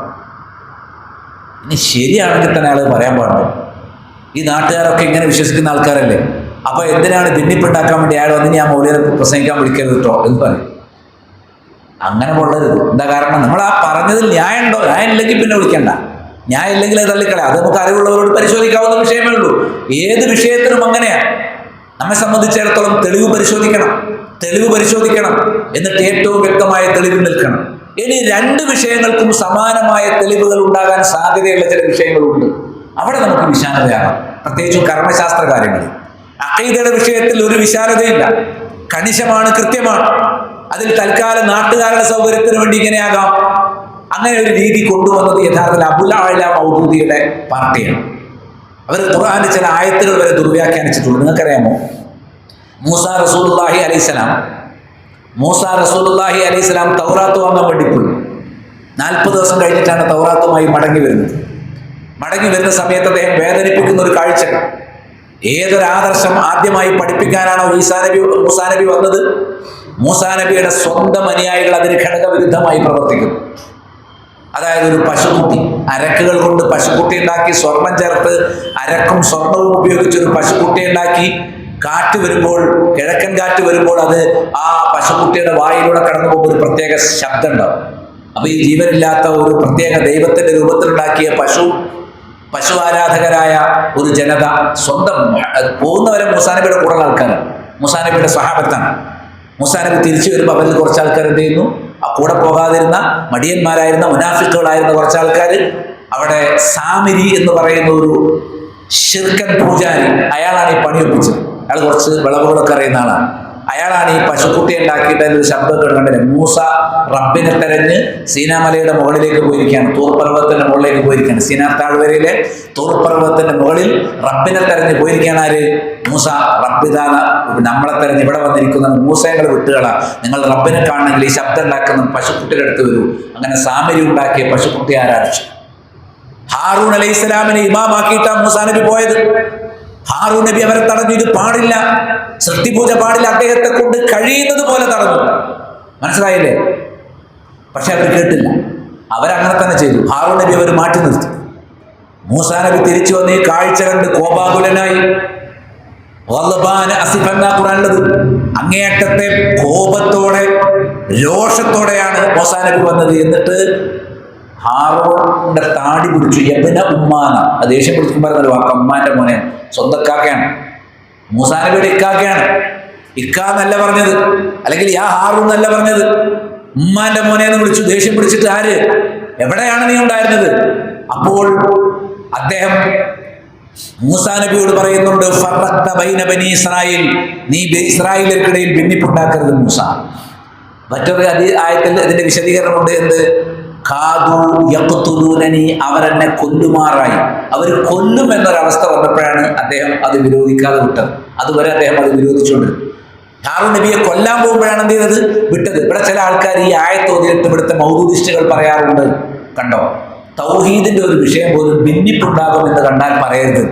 എന്നിട്ട് ഹാറൂൺ നബി മാതൃക. ഹാറൂൺ നബി എന്ത് മാതൃക? സമൂഹത്തിൽ ഭിന്നിപ്പുണ്ടാകാതിരിക്കാൻ വേണ്ടി പശുക്കുട്ടിയെ ആരാധിക്കാൻ ഹാറൂൺ നബി അനുവദിച്ചു കൊടുത്തു. നഊദുബില്ലാ. ഈ തോന്നിയ സാധ്യം പറഞ്ഞത് നമ്മുടെ ഈ നൂറ്റാണ്ടിൽ അബുൽ മൗദൂദിയാണ്. അത് പിന്നെ ഏറ്റുപിടിച്ചു. തഫ്ഹീമുൽ ഖുർആനിലൊക്കെ എഴുതി ഈ വിശദീകരണം വന്നു. പിന്നീട് സലഫികളാണ് പഠിപ്പിച്ചു കൊടുത്തത്. അങ്ങനെ പറയാൻ പാടില്ല. അങ്ങനെയാണെങ്കിൽ മൂസാ നബി അത് അംഗീകരിക്കല്ലേ? ഇസ്ലാമിൽ അങ്ങനെ ഒരു തത്വം ഉണ്ടെങ്കിൽ അത് അംഗീകരിക്കേണ്ടത് മൂസാ നബി സാരല്ല പോട്ടെ എന്നല്ലേ വെക്കേണ്ടത്? പക്ഷെ മൂസാ നബി രോഷാകുലനായി അദ്ദേഹത്തിന്റെ താടി പിടിച്ചു. ശരിയാണ്, എന്നെ നീ ആക്രമിക്കുമ്പോൾ അവർ സന്തോഷിക്കും. കാരണം ഞാനും തൗഹീദിലാണ്, നീയും തൗഹീദിലാണ്, ഇവർ ശിർക്കിലാണ്. തൗഹീദിന്റെ ആളുകൾ പരസ്പരം തല്ലുമ്പോൾ നമ്മൾ ഭിന്നിച്ചു എന്ന് അവർ പറയും. അതാണ് ആര് പറഞ്ഞത്? ഹാറൂൺ നബി പറഞ്ഞത്. അല്ലാതെ ഭിന്നിപ്പുണ്ടാകാതിരിക്കാൻ വേണ്ടി അവർ പശുക്കുട്ടിയെ ആരാധിച്ചോട്ടെ എന്ന് ഞാൻ വകവെച്ചു കൊടുത്തു എന്ന് ഹാറൂൺ നബി പറഞ്ഞിട്ടില്ല. അത് നബിയുടെ പേരുള്ള ആരോപണമാണ്. അതുകൊണ്ട് ഐക്യത്തിനു വേണ്ടി നമ്മൾ ഇസ്ലാമിന്റെ ചില വിഷയങ്ങളൊക്കെ മിണ്ടാതിരിക്കണം എന്ന ഒരു തത്വം ഇഖ്വാനികൾ കൊണ്ടുവന്നതാണ്. സാധാരണ ഈ യുദ്ധങ്ങളൊക്കെ നടക്കുമ്പോൾ ഫലസ്തീൻ, അതുപോലെ ഹമാസ്, ഇറാൻ, ഇങ്ങനെയുള്ള ചില ശബ്ദങ്ങളൊക്കെ വരുമ്പോൾ ഇറാനിലെ ഇസ്ലാ ശരീഅത്തിനൊക്കെ സലഫികൾ ശക്തമായി വിമർശിക്കുന്നു. നിങ്ങളൊന്നും ഇപ്പം മിണ്ടാതിരിക്കും. അല്ലെങ്കിൽ ഫാഷിസ്റ്റുകൾ മുസ്ലിങ്ങളെ ശക്തമായി ദ്രോഹിച്ചുകൊണ്ടിരിക്കുമ്പോൾ ഇപ്പൊ ഖബർ പൂജ പാടില്ല എന്നല്ല പറയേണ്ടത്, ഇപ്പൊ രാമനെ പൂജിക്കാൻ പാടില്ല എന്നാണ് പറയേണ്ടത്. മനസ്സിലായില്ലേ? ബാബരി പള്ളി പൊളിച്ചത് ശരിയായില്ല എന്നാണ് പറയേണ്ടത്. അങ്ങനെ ഒരു ഐക്യത്തെക്കുറിച്ച് ആളുകൾ പറഞ്ഞു കളയും. ആ ഐക്യത്തിന്റെ പിന്നാലെ പോയാൽ അന്ന് നമ്മളെ കഥ കഴിഞ്ഞു. തീവ്രവാദികൾ കൊണ്ടുവരുന്ന ഐക്യം, മനസ്സിലായില്ലേ? ആദർശം പണയം വെച്ചിട്ടുള്ള ഒരു ഐക്യവുമില്ല. ഐക്യം എന്ന് പറഞ്ഞാൽ ഒന്നേ ഉള്ളൂ, അത് ആദർശത്തിലേക്കുള്ള ഐക്യമാണ്. 3 മാനദണ്ഡങ്ങളാണ് അതിന് പണ്ഡിതന്മാർ പറഞ്ഞത്. ഒന്ന്, അത്തമസ്സുഖു ബിൽ കിതാബി വസുന്ന, ഖുർആനും സുന്നത്തും മുറുകെ പിടിക്കുക. 2, അൽ ഇജ്തിമാഉ അലൽ ഹഖ്, സത്യമാണ് എന്ന് ഒരു കാര്യത്തെക്കുറിച്ച് ബോധ്യപ്പെട്ടാൽ അതിലെല്ലാവരും ഒരുമിച്ച് നിൽക്കുക. 3, അത്തഹദീറു മിനൽ ബിദ്അഇ വൽ ഫിർഖത്തി, ബിദ്അത്തുകളിൽ നിന്നും കക്ഷിത്വത്തിൽ നിന്നും വിട്ടു നിൽക്കുക, അതിനെക്കുറിച്ച് താക്കീത് ചെയ്യുക. ഈ 3 കാര്യങ്ങളാണ് ഈ വിഷയത്തിൽ നമ്മൾ അവലംബിക്കേണ്ടത് എന്ന് പ്രത്യേകമായി ഓർമ്മിപ്പിക്കുകയാണ്. വമാ കാന ലിമുഅ്മിനിൻ വലാ മുഅ്മിനത്തിൻ, ഒരു സത്യവിശ്വാസിക്കും ഒരു സത്യവിശ്വാസിനിക്കും പാടുള്ളതല്ല. എന്ത് പാടുള്ളതല്ല? ഇദാ ഖലല്ലാഹു വറസൂലുഹു അംറ, അല്ലാഹുവും റസൂലും ഒരു കാര്യം തീരുമാനിച്ചു കഴിഞ്ഞാൽ അൻ യകൂന ലഹുൽ ഖൈറത്തു, അവർക്കൊരു സ്വാഭിപ്രായം, ഒരു സ്വയം തെരഞ്ഞെടുപ്പ് ഉണ്ടാകാൻ പാടില്ല. അതിനേക്കാളും നല്ലത് നമുക്കിതാ. സംഗതി ഇസ്ലാമിൽ അങ്ങനെയൊക്കെ ഉണ്ട്. പക്ഷെ ഇപ്പൊ ഈ കാലത്ത് നമ്മളൊക്കെ ഐക്യത്തിൽ അടക്കത്തിൽ പോലെ ഇതാണ് നല്ലത് എന്ന പുതിയൊരു തീരുമാനം ഉണ്ടാകാൻ പാടില്ല. മിൻ അംരിഹിം, അവരുടെ ദീനിന്റെ കാര്യത്തിൽ. വമൻ യഅസില്ലാഹ വറസൂലഹു, അങ്ങനെ ഐക്യത്തിനു വേണ്ടി ആരെങ്കിലും അല്ലാഹുവിനെയും റസൂലിനെയും ധിക്കരിച്ചാൽ, എതിരായാൽ, ഫഖദ് ളല്ല ളലാലൻ മുബീന, അവൻ സ്പഷ്ടമായ വഴികേടിലേക്ക് പതിച്ചു കഴിഞ്ഞു. 33-ാമത്തെ സൂറത്തുൽ അഹ്സാബിലെ 36-ാമത്തെ ആയത്ത്. ഇമാം മാലിക് റഹിമഹുല്ലാ അദ്ദേഹം പറഞ്ഞു, മാ മിൻ അഹദിൻ, ഒരാളുമില്ല, ഇല്ലാ വയുഖദു മിൻ കലാമിഹി വയുറദ്, അദ്ദേഹത്തിന്റെ കലാമിൽ നിന്ന് സ്വീകരിക്കപ്പെടാം എന്നുള്ള നിലക്ക് അദ്ദേഹം എടുക്കാൻ പറഞ്ഞാൽ എടുക്കണം, തള്ളാൻ പറഞ്ഞാൽ തള്ളണം. അങ്ങനെ ലോകത്ത് ഒരാളുമില്ല, ഇല്ലാ സാഹിബു ഹാദൽ ഖബർ, ഈ ഖബറിന്റെ സാഹിബ് അല്ലാതെ. അങ്ങനെ മുഹമ്മദ് നബി സ്വല്ലല്ലാഹു അലൈഹി വസല്ലം, മുഹമ്മദ് നബി അല്ലാത്ത ഒരാളും ഇത്രയും വലിയ ശൈഖന്മാരൊക്കെ പറഞ്ഞാലേ പിന്നെ ഞങ്ങൾ എടുക്കാത്തത് ചോദിക്കണ്ട. ആ പറഞ്ഞത് പ്രമാണത്തിന്റെ പിൻബലം ഉണ്ടെങ്കിൽ എന്ത് ചെയ്യേണ്ടുള്ളൂ, എടുക്കേണ്ടതുള്ളൂ. ഒരേ വിഷയത്തെക്കുറിച്ച് രണ്ട് കൂട്ടർ രണ്ട് അഭിപ്രായം പറഞ്ഞാൽ പ്രമാണത്തിന്റെ പിൻബലമുള്ളത് എടുക്കണം. അത് പഠിക്കാൻ നമ്മൾ അറിവുള്ളവരുടെ സഹായം സ്വീകരിക്കണം എന്നുള്ളതാണ് ആ വിഷയത്തെക്കുറിച്ച് പറയാനുള്ളത് എന്ന് നമ്മൾ ശരിക്കും മനസ്സിലാക്കുക. ഒരു സത്യവിശ്വാസി എപ്പോഴും ദുആ ചെയ്യേണ്ടതാണ്. അല്ലാഹുമ്മ ഇന്നി അഊദു ബിക അൻ അദില്ല ഔ ഉദൽ. ഞാൻ സ്വയം വഴിതെറ്റിപ്പോവുകയോ എന്നെ മറ്റുള്ളവർ വഴിതെറ്റിക്കുകയോ ചെയ്യുന്നതിൽ നിന്ന് അല്ലാഹുവേ ഞാൻ നിന്നോട് രക്ഷ ചോദിക്കുന്നു എന്ന് നമ്മൾ എന്ത് ചെയ്യണം, ദുആ ചെയ്യണം. ഔ അസില്ല ഔ ഉസല്ല, ഞാൻ പതറിപ്പോവുകയോ പതറിക്കപ്പെടുകയോ ചെയ്യുന്നതിൽ നിന്ന്. ഔ അദ്ലിമ ഔ ഉദ്ലമ, ഞാൻ അനീതി കാണിച്ചു പോവുകയോ മറ്റുള്ള ആളുകളാൽ അനീതി കാണിക്കപ്പെടുകയോ ചെയ്യുന്നതിൽ നിന്ന്. ഔ അജ്ഹല, ഞാൻ വിവരമില്ലാതെ പ്രവർത്തിക്കുകയോ ഔ യുജ്ഹല അലയ്യ, എന്റെ മേൽ വിവരമില്ലാത്ത പ്രവർത്തനം സംഭവിക്കുകയോ ചെയ്യുന്നതിൽ നിന്ന് അല്ലാഹുവേ ഞാൻ നിന്നോട് രക്ഷ ചോദിക്കുന്നു എന്ന് എല്ലാ പ്രഭാതത്തിലും നമ്മൾ ദുആ ചെയ്യണം. വീട്ടിൽ നിന്ന് പുറത്തിറങ്ങുമ്പോൾ നമ്മൾ ചെയ്യേണ്ടത് ദുആയാണ്. കാരണം ഏതെങ്കിലും കക്ഷികളോടൊപ്പം ചെന്ന് ഏതെങ്കിലും ഒരു സമൂഹത്തിൽപ്പെട്ട് ഏതെങ്കിലും ഒരു കൂട്ടുകാരന്റെ സ്വാധീനത്തിൽപ്പെട്ട് നമ്മുടെ ഇടയിൽ വഴികേട് സംഭവിച്ചു പോകുമോ എന്നുള്ള ഭയപ്പാട് നമുക്ക് നന്നായിട്ടുണ്ടായിരിക്കണം. അതുകൊണ്ട് നേരത്തെ പറഞ്ഞ പോലെ ഫഅലൈക്കും ബിസുന്നത്തി വസുന്നത്തിൽ ഖുലഫ, നമ്മൾ എൻ്റെ ചര്യയും ഖുലഫായുടെ ചര്യയും മുറുകെ പിടിക്കണമെന്ന് കൃത്യമായി പറഞ്ഞു. എൻ്റെ ഉമ്മത്ത് 73 കക്ഷികളായി പിരിയുമെന്ന് പറഞ്ഞ് നബി അവിടെ അവസാനിപ്പിച്ചില്ല. സതത്തരിഖു ഉമ്മത്തി അലാ 73 മില്ല എന്ന് പറഞ്ഞിട്ട് നബി പറഞ്ഞത് കുല്ലുഹും ഫിന്നാർ. എല്ലാ കക്ഷികളും നരകത്തിലേക്കുള്ള കക്ഷി. അപ്പൊ കൂടുതൽ പേടിക്കണം. എല്ലാ കക്ഷി അവസാനം സ്വർഗത്തിലെത്തുന്നല്ല പറഞ്ഞു. എല്ലാ നദിയും അവസാനം സമുദ്രത്തിലെത്തുന്നത് പോലെ എല്ലാ തരീക്കത്തും അവസാനം സ്വർഗത്തിലെത്തുന്നല്ല പറഞ്ഞു. എല്ലാവരും നരകത്തിലാണ്. നഊദുബില്ല. കുല്ലുഹും ഫിന്നാർ ഇല്ലാ മില്ലത്തൻ വാഹിദ, ഒരു മില്ലത്ത് ഒഴികെ. ആ ഒരു മില്ലത്ത് എന്നുള്ളതാണ് ഐക്യം. ഇന്ന ഹാദിഹി ഉമ്മത്തുക്കും ഉമ്മത്തൻ വാഹിദ. ഒരു മില്ലത്താകണമെങ്കിൽ പാർട്ടികളിലേക്കോ തരീക്കത്തിലേക്കോ പോയിട്ട് കാര്യമില്ല. ഒരു മില്ലത്താകണമെങ്കിൽ പ്രമാണത്തിലേക്ക് തന്നെ പോകണം. പ്രമാണങ്ങളുടെ മില്ലത്താണ്, മുഹമ്മദ് നബിയുടെ മില്ലത്താണ്, സ്വഹാബത്തിന്റെ മില്ലത്താണ്. മനസ്സിലായില്ലേ? അതാരാണ്? സ്വഹാബികൾ മനസ്സിലായില്ലേ? കൃത്യമായിട്ട് പറഞ്ഞു ഇല്ലാ മില്ലത്തൻ വാഹിദ, ഒരു മില്ലത്ത് ഒഴികെ എല്ലാവരും. സ്വഹാബികൾ ചോദിച്ചു അതാരാണ് യാ റസൂലല്ലാഹ്? മൻഹും യാ റസൂലല്ലാഹ്? അല്ലാഹുവിന്റെ റസൂൽ പറഞ്ഞു അൽ ജമാഅ. അതാരാണ്? സ്വഹാബികളാണ്. മാ അന അലൈഹിൽ യൗമ വ സ്വഹാബി, ഞാനും എൻ്റെ സ്വഹാബികളും ഇന്ന് ഏത് ആദർശത്തിലും ആരാധനയിലും സംസ്കാരത്തിലുമാണോ ഉള്ളത് അതാണ്, അതിലേക്കാണ് നിങ്ങൾ മടങ്ങേണ്ടത്, അവരൊഴിച്ച്. ഇപ്പോൾ മുഹമ്മദ് നബിയുടെയും സ്വഹാബത്തിന്റെയും ആദർശമാണ് ഐക്യത്തിന്റെ ആദർശം. ഐക്യപ്പെടുക എന്ന് പറഞ്ഞാൽ സ്വഹാബത്തിലേക്ക് ഐക്യപ്പെടുക. നമ്മുടെ നാട്ടിൽ 10 സംഘടന ഉണ്ടല്ലോ, 10 സംഘടനയും ഈ വിഷയത്തിൽ ഇങ്ങനെ പറയുന്നു. പക്ഷെ നബിയും സ്വഹാബത്തും മറ്റൊന്നാണ് പറഞ്ഞത്. നമ്മുടെ നാട്ടിൽ ഭൂരിപക്ഷം വരായതുകൊണ്ട് നമുക്ക് അതിന്റെ പേരിലെങ്കിലും അവരെ കൂടെ നിന്നൂടെ എന്നൊരു തീരുമാനം എടുക്കാൻ പറ്റില്ല. കാരണം ഈ ഒരു പരീക്ഷണത്തിന് വേണ്ടിയാണ് അള്ളാഹു നമ്മളെ സൃഷ്ടിച്ചത്. മനസ്സിലായില്ലേ? ഖുർആൻ കൃത്യമായി പറഞ്ഞിട്ടുണ്ട്. എല്ലാ മിക്ക വെള്ളിയാഴ്ചയും നമ്മൾ സുബഹിക്ക് ഓതുന്ന സൂറത്ത് ഏതാ? ഇന്നാ ഖലഖനൽ ഇൻസാന മിൻ നുത്ഫത്തിൻ അംശാജിൻ നബ്തലി. സമ്മിശ്രമായ ഒരു ദ്രാവകത്തിൽ നിന്നാണ് നാം മനുഷ്യനെ പഠിച്ചത്. അൽ അത്താലൽ ഇൻസാനെ ഓതൂലേ രാവിലെ സുബഹിക്ക് മിക്ക ദിവസവും ഓതും. അങ്ങനെ ഓതി എന്നിട്ട് പറയുന്നത് എന്താ? മനുഷ്യനെ സമ്മിശ്രമായ ഒരു ദ്രാവകത്തിൽ നിന്ന് സൃഷ്ടിച്ചു എന്നിട്ട് ഉടനെ പറയാ വനബ്തലി, അവനെ നാം പരീക്ഷിക്കുന്നു. എന്താ പരീക്ഷണ വിഷയം? ഭിന്നത. ഭിന്നതയിൽ ഐക്യത്തിലേക്ക് വരുമോ എന്നാണ് പരീക്ഷണം. അപ്പൊ ഐക്യത്തിലേക്ക് വരാനുള്ള വഴികൾ നമ്മൾ പഠിക്കണം. പഠിക്കാതിരിക്കുന്നവർ ഇപ്പോൾ പഠിക്കാതിരിക്കുന്നത് തന്നെ എന്താണ്? ഈ ഭിന്നിപ്പ് നിലനിൽക്കാൻ വേണ്ടിയിട്ടാണ് ആളുകൾ. ഇപ്പൊ ഭിന്നിപ്പുണ്ടെന്ന് അങ്ങനെ നിന്നോട്ടെ, എന്നാ പ്രശ്നമില്ല. ഭിന്നത ഇല്ലാതാക്കാനുള്ള വഴി ആരെങ്കിലും പറഞ്ഞാൽ അവനെയാണ് ഭിന്നിപ്പുകാരെന്ന് വിളിക്കുക. കാരണം തൗഹീദാണ് ഐക്യത്തിന്റെ വഴി എന്നുള്ളത് കൊണ്ട് മുഹമ്മദ് നബി തൗഹീദിനെ കുറിച്ച് മക്കത്ത് വന്ന് ഓതി കൊടുക്കുമ്പോൾ മുശ്രിക്കുകൾ പറഞ്ഞത് മുഹമ്മദ് നബിയെ ഭിന്നിപ്പുകാരൻ അല്ലല്ലോ. ഫറഖത ജമാഅതന. അബൂലഹബ് എന്ന് പറഞ്ഞിട്ട് എണീറ്റ് പോയത് സഫാ കുന്നിന്റെ താഴ്വരയിൽ കുടുംബക്കാരെ വിളിച്ചിട്ട് അള്ളാഹനെ മാത്രമേ ആരാധിക്കാവൂ മുഹമ്മദ് നബി സ്വല്ലല്ലാഹു അലൈഹി വസല്ലം പറഞ്ഞപ്പോ അബൂലഹബ് ചാടി എണീറ്റ് ധിക്കാരത്തോടെ തീഗോളങ്ങൾ കണ്ണിൽ നിന്ന് പായിച്ചുകൊണ്ട് ഓടിപ്പോയി. ആര്? അബൂലഹബ്. എന്താ പറഞ്ഞ്? ഫറഖത ജമാഅതന വശഖത ശംലന. നീ ഞങ്ങളുടെ ഐക്യം തകർത്തു, ഞങ്ങളിൽ ഭിന്നതയുണ്ടാക്കി. ഈ ആരോപണം ആദ്യം കേട്ടത് മുഹമ്മദ് നബിയാണ്. അതുകൊണ്ട് പ്രമാണങ്ങൾ വ്യക്തമായി പറഞ്ഞ് അത് മുറുകെ പിടിക്കാൻ അള്ളാഹു നൽകിയിടത്തോളം പരമാവധി ഫത്തഖുല്ലാഹ മസ്തതഅ്തുന്നാണ്. കഴിയുന്നത്ര നിങ്ങൾ അള്ളാഹിനെ സൂക്ഷിക്കണം. പരമാവധി ശ്രമിക്കുന്ന ആളുകളെ ഏതെങ്കിലും ഒരുത്തൻ പുറത്തുനിന്ന് വന്നിട്ട് ഭിന്നിപ്പുകാരൻ വന്നിട്ട് നിങ്ങൾ ഈ ഉമ്മത്തിനെ ഭിന്നിപ്പിച്ചു എന്ന് പറഞ്ഞാൽ ഒരു ബേജാറും വേണ്ട. അത് അവരുടെ അറിവില്ലായ്മയുടെ വർത്തമാനമാണ്. ആ വർത്താനം ആദ്യം കേട്ട ആളാരാണ്? ഭിന്നിപ്പിച്ചു എന്നുള്ള വർത്താനം കേട്ടതാരാണ്? ഇവിടെ സലഫികളെ കുറിച്ച് സമസ്തക്കാരൻ പറഞ്ഞു നിങ്ങൾ ഭിന്നിപ്പുണ്ടാക്കേണ്ടതാണ്. മുജാഹിദുകളെ കുറിച്ച് പറഞ്ഞു, സലഫികളെ കുറിച്ച് പറഞ്ഞു നിങ്ങളുടെ ഉമ്മത്തിൽ ഭിന്നിപ്പുണ്ടാക്കി. നേരത്തെ അബൂജഹലും അബൂലഹബും മുഹമ്മദ് നബി സ്വല്ലല്ലാഹു അലൈഹി വസല്ലം പറഞ്ഞു നീ ഉമ്മത്തിൽ ഭിന്നിപ്പുണ്ടാക്കി. സത്യത്തിൽ പ്രമാണങ്ങളിൽ നിന്ന് പോകുന്നവരാണ് ഭിന്നിപ്പുണ്ടാകുന്നത് എന്ന് നമ്മൾ തിരിച്ചറിഞ്ഞേ പറ്റും. അതുകൊണ്ട് വാജിബിൻ അലൈക്കും ഇത്തിബാഉ സുന്ന എന്ന് ഉലമാക്കളൊക്കെ പറഞ്ഞു. സുന്നത്ത് പിൻപറ്റൽ വാജിബാണ്. അതുകൊണ്ട് ഓരോ വിഷയത്തിലുമുള്ള സുന്നത്ത് എന്താണ് എന്ന് കൃത്യമായി നമ്മൾ പഠിക്കുക എന്നുള്ളത് നമ്മുടെ ബാധ്യതയാണ്. ഇമാം മാലിക്കിന്റെ ഒരു വാചകം കൂടി ഞാൻ കേൾപ്പിക്കാം. ലൻ യസ്ലുഹ ആഖിറു ഹാദിഹിൽ ഉമ്മ ഇല്ലാ ബിമാ സലഹ ബിഹി അവ്വലുഹ.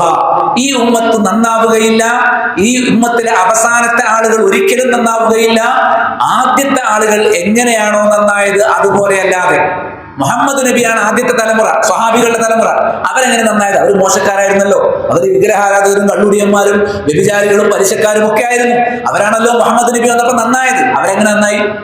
അവരെങ്ങനെയാണോ നന്നായത് അതുപോലെ അല്ലാതെ അവസാന കാലത്ത് ജീവിക്കുന്നവർ നന്നാവുകയില്ല.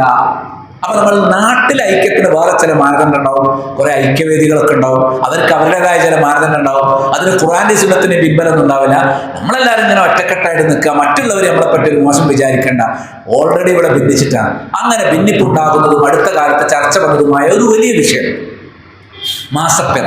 എല്ലാ മാസപ്പിറ വരുമ്പോഴും അഭിപ്രായ വ്യത്യാസം തർക്കം വരും. അതിന്റെ യാഥാർത്ഥ്യം എന്താണ് എന്ന് പഠിക്കാൻ ശ്രമിക്കുമ്പോൾ അത് പറയാൻ നിൽക്കണ്ട. നമ്മളിപ്പോൾ പണ്ട് പോയമാരി ഇങ്ങനെ പോവാം. പണ്ട് പോയമാരി പോകുന്ന അത് ഖുറാക്കളുടെ സ്വഭാവമല്ലേ? ഏത് വിഷയത്തിലും പണ്ട് പോയതുപോലെ പോവുക എന്ന് പറഞ്ഞാൽ എത്ര പണ്ട്? ഒരു 100 കൊല്ലം 200 കൊല്ലം. അതിന്റെ മുമ്പൊക്കെ ഈ ഐക്യം ഉണ്ട്. മനസ്സിലാകുന്നുണ്ടോ? ഈ അടുത്ത കാലത്തുണ്ടായ ഭിന്നതയുടെ കൂടെ പോവുക എന്നാണ് പണ്ടുള്ളവരുടെ കൂടെ. പണ്ടുള്ളവരുടെ കൂടെ എന്ന് പറയും, എന്നിട്ട് പുതിയ ആൾക്കാരെ കൂടെ നിൽക്കും. പണ്ടുള്ളവരുടെ കൂടെ നിൽക്കൂല. പണ്ടുള്ളവർ ശരിക്കും ആരാണ്? നബി സല്ലല്ലാഹു അലൈഹി വസല്ലം സഹാബത്തുമാണ്.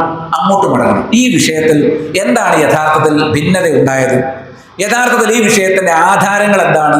തുടങ്ങിയിട്ടുള്ള ചില വിശേഷങ്ങൾ ചുരുങ്ങിയ സമയം കൊണ്ട് എൻ്റെയും നിങ്ങളുടെയും ശ്രദ്ധയിൽ കൊണ്ടുവരാനാണ് ഇന്നത്തെ ഈ ദിവസം ഞാൻ ശ്രദ്ധിക്കുന്നത്. ചിലപ്പോൾ നമ്മൾ സാധാരണ കേൾക്കാത്ത ചില വിഷയങ്ങളുണ്ടാവും. നമ്മൾ മനസ്സിൽ ഇങ്ങനെ കൊത്തിവെച്ചതിനെതിരായ എന്തെങ്കിലും കാര്യങ്ങളുണ്ടാവാം. അതൊന്നും നിങ്ങൾ അർത്ഥ മാറ്റണം എന്നൊന്നും ഞാൻ പറയില്ല. ഒരു പഠനത്തിന് തുടക്കം എന്ന നിലയ്ക്ക് ചില വിഷയങ്ങൾ പറയാം. മനസ്സിൽ എന്തെങ്കിലും സ്പർശിക്കുകയോ കൊള്ളുകയോ ചെയ്യുന്നുണ്ടെങ്കിൽ വിശ്വാസമുള്ള നമ്മുടെ പണ്ഡിതന്മാരോ ഉസ്താദുമാരോ ഒക്കെ ആയിട്ട് നിങ്ങൾ ആ വിഷയത്തെക്കുറിച്ച് സംസാരിക്കാം. അപ്പോൾ കൂടുതൽ സംശയങ്ങളും ആശയക്കുഴപ്പങ്ങളൊക്കെ നിങ്ങൾക്ക് ഉണ്ടാവും. ഇതുപോലെ ഒരു പ്രോഗ്രാം കുറച്ച് കഴിഞ്ഞിട്ട് നമ്മൾ വീണ്ടും നടത്തും. പകൽ സമയത്ത് ഒഴിവുള്ള സമയത്ത് ഉച്ചയ്ക്കൊക്കെ അവിടെ വന്നിട്ട് നമ്മൾ പൂർണ്ണമായൊരു സമയം ഇരുന്നിട്ട് കൂടുതൽ പണ്ഡിതന്മാരായിട്ട് വന്നിരുന്നിട്ട് ഈ വിഷയത്തിലെ മാത്രം സംശയങ്ങൾ നമുക്ക് ദൂരീകരിക്കാം ഇൻഷാ അല്ലാഹ്. ഇന്ന് ഞാൻ എൻ്റെ അസൽ പറയുന്നത് നിങ്ങൾ കേൾക്കുക. ചിലപ്പോൾ നിങ്ങൾക്ക് യോജിപ്പും വിയോജിപ്പും ഒക്കെ ഉണ്ടാകാം. ഏതൊരാൾക്കും ഉണ്ടാകാം. ഞാൻ പറയുന്നത് പ്രമാണങ്ങളായിരിക്കും. പ്രമാണങ്ങളുടെ അടിസ്ഥാനത്തിൽ പണ്ഡിതന്മാരെടുത്ത നിലപാടുകളായിരിക്കും. ഈ വിഷയത്തിൽ വല്ല വിയോജിപ്പും ഉണ്ടെങ്കിൽ അത് നമുക്ക് ശാന്തമായി തന്നെ നല്ല രീതിയിൽ തന്നെ ചർച്ച ചെയ്ത് പ്രാമാണികമായി തന്നെ പരിഹരിക്കാനുള്ള ഒരു വേദിയും ഇൻഷാ അല്ലാഹ് ഇവിടെ തന്നെ ഉണ്ടാകും. കാരണം ഞാനിങ്ങനെ പറഞ്ഞ് ഇനി ഞാൻ പോയ ശേഷങ്ങൾ എന്ന് പറയരുത്, മുമ്പൊരു ഭിന്നിപ്പുണ്ടാക്കി പോയി എന്ന് പറയരുത്. അപ്പൊ എനിക്ക് തന്നെ അത് ഭിന്നിപ്പുള്ള വിഷയമാണ് തോന്നി എന്നുള്ളത് കൊണ്ടാണ്. അല്ല, നമ്മുടെ നാട്ടിൽ എന്താണ് നടക്കുന്നത് എന്ന് കൃത്യമായിട്ട് അറിയാവുന്നത് കൊണ്ടാണ്. ഇബ്നുൽ ഖയ്യിം റഹിമഹുല്ലാഹ് അദ്ദേഹത്തിന്റെ മദാരിജുസ് സാലിക്കീനിൽ പറഞ്ഞിട്ടുണ്ട്, വഖദ് സുഇല ബഅദുൽ അയിമ്മത്തി അനി സുന്ന. ഈ നമ്മൾ പിൻപറ്റേണ്ട സുന്നത്ത് എന്താണ് എന്ന് ചില ഇമാമുകളോട് ചോദിക്കപ്പെട്ടു. അവർ പറഞ്ഞു, ഈ സുന്നത്ത് എന്ന് പറഞ്ഞാൽ മാല ഇസ്മലഹു, അതിന് വേറെ പേരൊന്നുമില്ല. അപ്പൊ ഏതെങ്കിലും സംഘടനയുടെ പേര് പറഞ്ഞ് ഇതാണ് സുന്നത്ത് യോജിക്കുന്നവരെന്ന് പറയണ്ട. ഏതെങ്കിലും ഷെയ്ഖിന്റെ ഇമാമിന്റെ മർക്കസിന്റെ പേര് പറഞ്ഞ് ഇതാണ് സുന്നത്ത് എന്ന് പറയണ്ട. സുന്നത്തിന് വേറെ പേരൊന്നുമില്ല. ലാ ഇസ്മലഹു സിവ സുന്ന. സുന്നത്തിന് സുന്നത്തിനേ പേരുള്ളൂ. അപ്പൊ സുന്നത്തിലേക്ക് മടങ്ങേണ്ടവർ സുന്നത്തിലേക്ക് തന്നെ മടങ്ങണം. ഏതെങ്കിലും പാർട്ടിയിലേക്കോ മർക്കസിലേക്കോ മടങ്ങിയിട്ട് ഒരു കാര്യമില്ല. എൻ്റെ അടുത്തേക്ക് വന്നിട്ടും കാര്യമില്ല. ഞാനിനി ഏതെങ്കിലും മർക്കസിന്റെ ഭാഗമാണെങ്കിൽ ആ മർക്കസിലേക്ക് മടങ്ങിയിട്ടും കാര്യമില്ല. സുന്നത്ത് കിട്ടണമെങ്കിൽ നമ്മൾ എങ്ങോട്ട് മടങ്ങണം? സുന്നത്തിലേക്ക് തന്നെ മടങ്ങണം. അപ്പൊ സുന്നത്ത് നന്നായിട്ട് എന്ത് ചെയ്യണം? പഠിക്കണം എന്നുള്ളതാണ് ആ വിഷയത്തിൽ സൂചിപ്പിക്കുവാനുള്ളത്. അപ്പൊ ഒരു സംശയവും വേണ്ട. അഹ്ലുസ് സുന്നയുടെ രീതി എല്ലാ കാലത്തും എല്ലാ നാട്ടിലും ഐക്യത്തിലും ഇണക്കത്തിലുമാണ് അവർ കഴിയേണ്ടത്. അവർ ശത്രുക്കളാകാൻ പാടില്ല. അഭിപ്രായ വ്യത്യാസങ്ങൾ വന്നാൽ പോലും പ്രമാണങ്ങളിലേക്ക് വരിക. ഇനി ഒരാൾക്ക് ആ പ്രമാണം മനസ്സിലാകുന്നില്ലെങ്കിൽ അയാൾ മനസ്സിലാക്കിയെടുത്ത് നിലകൊള്ളുമ്പോൾ അത് അടിസ്ഥാന വിഷയങ്ങൾ അല്ലെങ്കിൽ അയാളോട് വിശാലത കാണിക്കുക. അവർ പിന്നെ കണ്ടാൽ മിണ്ടാതിരിക്കുക, സലാം പറയാതിരിക്കുക, അവരെ വേറെ ഗ്രൂപ്പായി പ്രഖ്യാപിക്കുക, അവർ സലഫി അല്ല എന്ന് പറയാം. ഇതൊന്നും നമുക്ക് യോജിച്ച പണിയല്ല. മനസ്സിലായില്ലേ? സ്വാഭാവികമാണ്. അത് അത്തരം പ്രത്യേകിച്ച് ശാഖാപരമായ വിഷയങ്ങളിലും കർമ്മശാസ്ത്രപരമായ വിഷയങ്ങളിലും ഒക്കെ അഭിപ്രായ വ്യത്യാസത്തിന് ധാരാളം പഴുതും. സമയമുള്ളപ്പോൾ നമുക്ക് അതിൻ്റെ വിശദാംശങ്ങൾ പറയാം. മാസപ്പിറവി. ആദ്യം നമ്മൾ അറിയേണ്ടത് മാസപ്പിറവി എന്നുള്ളത് ഒരു ഇബാദത്താണ്. മാസപ്പിറവി കണ്ടാൽ ഒരു മുസ്ലിം പ്രാർത്ഥിക്കും. എന്താ? അല്ലാഹുമ്മ അഹില്ലഹു അലൈനാ ബിൽ അംനി വൽ ഈമാൻ. നിർഭയത്വത്തിൻ്റെയും ഈമാനിൻ്റെയും ഹിലാലിനെ ഞങ്ങൾ കുതിപ്പിക്കണമേ. വസ്സലാമത്തി വൽ ഇസ്ലാം, സമാധാനത്തിന്റെയും അതേപോലെ തന്നെ ഇസ്ലാമിന്റെയും സമർപ്പണത്തിന്റെയും ഹിലാലിൽ ഞങ്ങൾ കുതിപ്പിക്കണം. അപ്പൊ ഹിലാലിന്റെ പേരിൽ നമ്മൾ ഭിന്നിക്കലും കക്ഷിത്തുണ്ടാക്കലല്ല ശരിക്കും വേണ്ടത്. സമാധാനവും ദീനിന്റെ നിയമങ്ങൾക്ക് കീഴ്പ്പെടലുമാണ് വേണ്ടത്, കീഴ്പ്പെടാതിരിക്കലല്ല. ഇന്ന് കീഴ്പ്പെടാതിരിക്കണം എന്ന് പലരും പറയുന്നു, എന്നാലേ സമാധാനം ഉണ്ടാവുള്ളൂ. അതല്ല, കീഴ്പ്പെട്ടിട്ടുള്ള സമാധാനമാണ് നമുക്ക് വേണ്ടത്. വസ്സലാമത്തി വൽ ഇസ്ലാം, റബ്ബി വ റബ്ബുക്കല്ലാ, എൻ്റെ റബ്ബും നിന്റെ റബ്ബും അള്ളാഹുവാണ്. ആദ്യം മനസ്സിലാക്കേണ്ടത് ഇതൊരു ഇബാദത്താണ്, മാസം കാണലൊരു ഇബാദത്താണ്. അല്ലെങ്കിൽ ഇപ്പൊ നിസ്കാരത്തിന് ഒരു സമയരീതി പറഞ്ഞിട്ടുണ്ട്, അത് പിന്നെ ഇങ്ങനെ ഓരോ നിസ്കാരത്തിന് നേരെ അളക്കാൻ നടക്കേണ്ട ആവശ്യമില്ല. സൂര്യന്റെ കാഴ്ച ആയതുകൊണ്ട് അതിൽ പ്രശ്നമില്ല, നമുക്ക് കൃത്യമായിട്ട് അറിയാം. എന്നാൽ ഒരു മിനിറ്റ് നേരത്തെ നിസ്കരിക്കാൻ പറ്റുമോ? ഇപ്പൊ ഉദാഹരണം ഞാൻ പറയാം. ഇപ്പൊ ഇവിടെ പിന്നെ എത്ര മണിക്കാണ് ഇശാ ബാങ്ക് കൊടുക്കുക?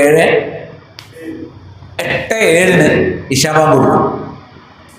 നമ്മളെ പള്ളിയിൽ 8:05 കൊടുത്തു. അബദ്ധം, അയാളെ വാച്ചിൽ 8:07.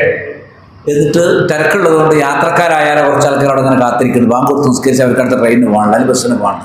അവരപ്പം തന്നെ നിസ്കരിച്ചു പോയി. പുറത്തിറങ്ങിയപ്പോൾ 8:08 അല്ല, സമയമായിട്ടാണ്. ബാങ്ക് അപ്പോൾ യഥാർത്ഥ ബാങ്ക് അപ്പോഴാണ് വരുന്നത്. നമ്മൾ ഇശാ ശരിയായിട്ട് നമ്മൾ മാറ്റി നിസ്കരിക്കണം എന്ന് കൂട്ടത്തൊരാൾ പറഞ്ഞു. 1 മിനിറ്റ് അല്ലേ സാർ, അത് കിട്ടും എന്നാലും ഒരുത്തം പറഞ്ഞാൽ എങ്ങനെ ഉണ്ടാവും? അവൻ്റെ ഇശാ പോയി. കാരണം സമയമാവുക എന്നുള്ളത് വാജിബായ ഷർത്താണ്. അപ്പൊ നമുക്ക് ഓരോ നോമ്പ് പറഞ്ഞ മനസ്സിലായില്ലേ? അതേ നേരത്തെ മാമ്പള വൈകിക്കാനും പാടില്ല. സമയം കഴിഞ്ഞിട്ട് നിസ്കരിക്കാതിരുന്നാൽ നിസ്കാരം മനഃപൂർവ്വം ഉപേക്ഷിച്ചത് 1 മിനിറ്റല്ലേ എന്നാണ് നമ്മൾ വെറുതെ വിടൂല. മനസ്സിലായില്ലേ? എന്നതുപോലെ നോമ്പ് എപ്പോഴാണ് നോൽക്കേണ്ടത്? അത് സൂര്യനല്ല അതിന്റെ ആധാരം, ചന്ദ്രനാണ്. സൂര്യനും ചന്ദ്രനും കണക്കിന് വേണ്ടി അള്ള വെച്ചതാണ്. നോമ്പിന്റെ കണക്ക് ചന്ദ്രനാണ്. ഹജ്ജ് മാസങ്ങൾ ചന്ദ്രന്റെ ഹിലാൽ അനുസരിച്ചാണ് നിയമിക്കുന്നത്. അപ്പൊ ഹിലാൽ ഉദിച്ചു. അപ്പൊ നമ്മൾ വളരെ ലാഘവത്തോടു കൂടി ഒരു ദിവസമല്ലേ അതാണ് പോട്ടെ, ഇതൊരു ഇബാദത്താണ്. അള്ളാഹു നമ്മളെ പരീക്ഷിക്കാൻ പറ്റുന്നത്. ബാക്കി എല്ലാ വിഷയത്തിലും കൃത്യതയും കണിശതയും കാണിക്കുന്ന നമുക്ക് ഹിലാലിന്റെ വിഷയത്തിൽ എന്തുകൊണ്ട് കൃത്യതയും കണിശതയും കാണിക്കാൻ പറ്റുന്നില്ല? അപ്പൊ പിന്നെ നമുക്ക് കണക്കിനെ അങ്ങ് അവലംബിച്ചാലോ? ഒരു കലണ്ടർ, മാത്രമല്ല ഹിജറ കലണ്ടറുകളൊക്കെ ഇപ്പൊ എല്ലാ രാജ്യത്തും ഉണ്ടല്ലോ. നമ്മുടെ നാട്ടിലുണ്ട്, മിക്കവാറും മർക്കസുകളൊക്കെ ഹിജറ കലണ്ടറുകളുണ്ട്. അപ്പൊ ആ കലണ്ടർ അനുസരിച്ച് ഇങ്ങനെ നോമ്പും പെരുന്നാളായിട്ട് ഇങ്ങനെ പോയപ്പോൾ എന്തിനാ മാസം നോക്കാൻ നോക്കുന്നത്? അതിന് കാരണമുണ്ട്. എന്താണ്? നമുക്ക് കണക്ക് പോരാ, കാഴ്ച വേണം. കാഴ്ചയാണെങ്കിൽ ഏത് കാഴ്ച വേണം? അവനവന്റെ നാട്ടിലെ കാഴ്ച വേണോ? വിശ്വസ്തരായ ഏതെങ്കിലും ഒരു കാഴ്ച മതിയോ? ഇതാണ് ഏറ്റവും ഗൗരവമുള്ള അഭിപ്രായ വ്യത്യാസം. അതാണ് ഞാനിപ്പോൾ ചർച്ചക്കെടുക്കുന്നത്. മാത്രമേ കണക്കിന്റെ വിഷയം ഇപ്പം ഞാൻ എടുക്കുന്നില്ല. അത് വേണമെങ്കിൽ എന്തുകൊണ്ട് കണക്ക് പാടില്ല എന്നുള്ളത് മറ്റൊരു ക്ലാസ്സിൽ നമുക്ക് ചർച്ച ചെയ്യാം. മാസപ്പിറവി നിർണയത്തിന് ഇസ്ലാമിൽ ഒരു അടിസ്ഥാനമുണ്ടോ എന്നുള്ളതാണ് ആദ്യം പരിശോധിക്കേണ്ടത്. നമ്മുടെ ഉത്തരം അടിസ്ഥാനമുണ്ട്. എന്താണ് അടിസ്ഥാനം? ഫമൻ ഷഹിദ മിൻകും ശഹറ ഫല്യസുംഹു, മാസത്തെ ആരാണോ ദർശിക്കുന്നത് അവൻ നോമ്പെടുക്കട്ടെ. അപ്പൊ മാസം കാണുക എന്നതാണ്. അതുകൊണ്ടാണ് കണക്ക് പോരാൻ ഷഹാദത്ത് നിർബന്ധമാണ്. ഖുർആനാണ് നസ്. സൂറത്തുൽ ബഖറ 2-ാമത്തെ സൂറത്ത് 185-ാമത്തെ ആയത്ത്. ഇനി നബി സല്ലല്ലാഹു അലൈഹി വസല്ലം പറഞ്ഞു, സുമൂ ലിറുയതിഹി വഅഫ്തിറൂ ലിറുയതിഹി, ഹിലാലിന്റെ കാഴ്ച അനുസരിച്ച് നിങ്ങൾ എല്ലാവരും നോമ്പെടുക്കണം. ഹിലാലിന്റെ കാഴ്ച അനുസരിച്ച് നിങ്ങൾ പെരുന്നാൾ ആഘോഷിക്കണം, അഥവാ നോമ്പ് മുറിക്കണം, ഇഫ്താർ ഫിത്തർ കഴിക്കണം. ഹിലാൽ ഉദിച്ചിട്ടുണ്ട്, പക്ഷെ കണ്ടില്ല. ഹിലാൽ ഉദിച്ചിട്ടുണ്ട്, മേഘം കൊണ്ട് കണ്ടില്ല, മൂടിപ്പോയാൽ അപ്പൊ എന്താ ചെയ്യേണ്ടത്? ഉദിച്ചിട്ടുണ്ടാവും സങ്കല്പിക്കാൻ പറ്റൂല. റമദാനിന് മുമ്പുള്ള ശഅബാനിന് നിങ്ങൾ 30 പൂർത്തിയാക്കണം. മാസത്തിന്റെ കണക്ക് എങ്ങനെ? ഹാക്കദാ വഹാക്കദാ എന്ന് നബി പഠിപ്പിച്ചിട്ടുണ്ട്. ഹാക്കദാ വഹാക്കദാ എന്ന് നബി ഇങ്ങനെ വിരലിലെണ്ണി. ആദ്യത്തെ മാസം 29, അടുത്ത മാസം 30, അടുത്ത മാസം 29, അടുത്ത മാസം 30, അടുത്ത മാസം 29, അടുത്ത മാസം 30. പക്ഷെ നോമ്പ് വരുമ്പം കാണണം. കാരണം സുമൂ ലിറുയതിഹി എന്ന് പറഞ്ഞു, പെരുന്നാളിന് കാണണം. അപ്പൊ 3 കാണൽ നിർബന്ധം, ബാക്കിയൊക്കെ 29, 30 കൃത്യമായിട്ട് നബി പഠിപ്പിച്ചു. ശൈഖുൽ ഇസ്ലാം ഇബ്നു തൈമിയ്യ പറഞ്ഞു. പലരും കരുതാറുണ്ട് നമ്മൾ കണക്ക് അറിഞ്ഞുകൂടാത്തോണ്ടാണ്. നമ്മളെക്കാൾ നന്നായിട്ട് കണക്കറിയുന്ന ആളുകളായിരുന്നു സ്വഹാബികൾ. കണക്ക് അറിഞ്ഞുകൂടാത്തോണ്ടല്ല, കണക്ക് കൊണ്ട് ആരാധന നിശ്ചയിക്കുന്നത് അഹ്ലി കിതാബിന്റെ രീതിയാണ്. അഹ്ലി കിതാബിന്റെ മിക്ക ആരാധനാ രീതികൾക്കും ഇസ്ലാം എതിരാണ്. ഖാലിഫുൽ യഹൂദ്, യഹൂദികൾക്കെതിരാവുക. ബൈത്തുൽ മുഖദ്ദസ് നല്ലൊരു സ്ഥലമായിട്ട് പോലും ബൈത്തുൽ മുഖദ്ദസിൽ നിന്ന് കഅബയിലേക്ക് തിരിഞ്ഞത് യഹൂദികൾക്കെതിരാകാൻ വേണ്ടിയിട്ടാണ്. മനസ്സിലാകുന്നുണ്ടോ? അവര് താടി വടിക്കുകയും മീശ വളർത്തുകയും ചെയ്യുമ്പോൾ നമ്മളോട് മീശ വെട്ടാനും താടി വളർത്താനും പറഞ്ഞു. അങ്ങനെ ഒരുപാട് കാര്യമുണ്ട്.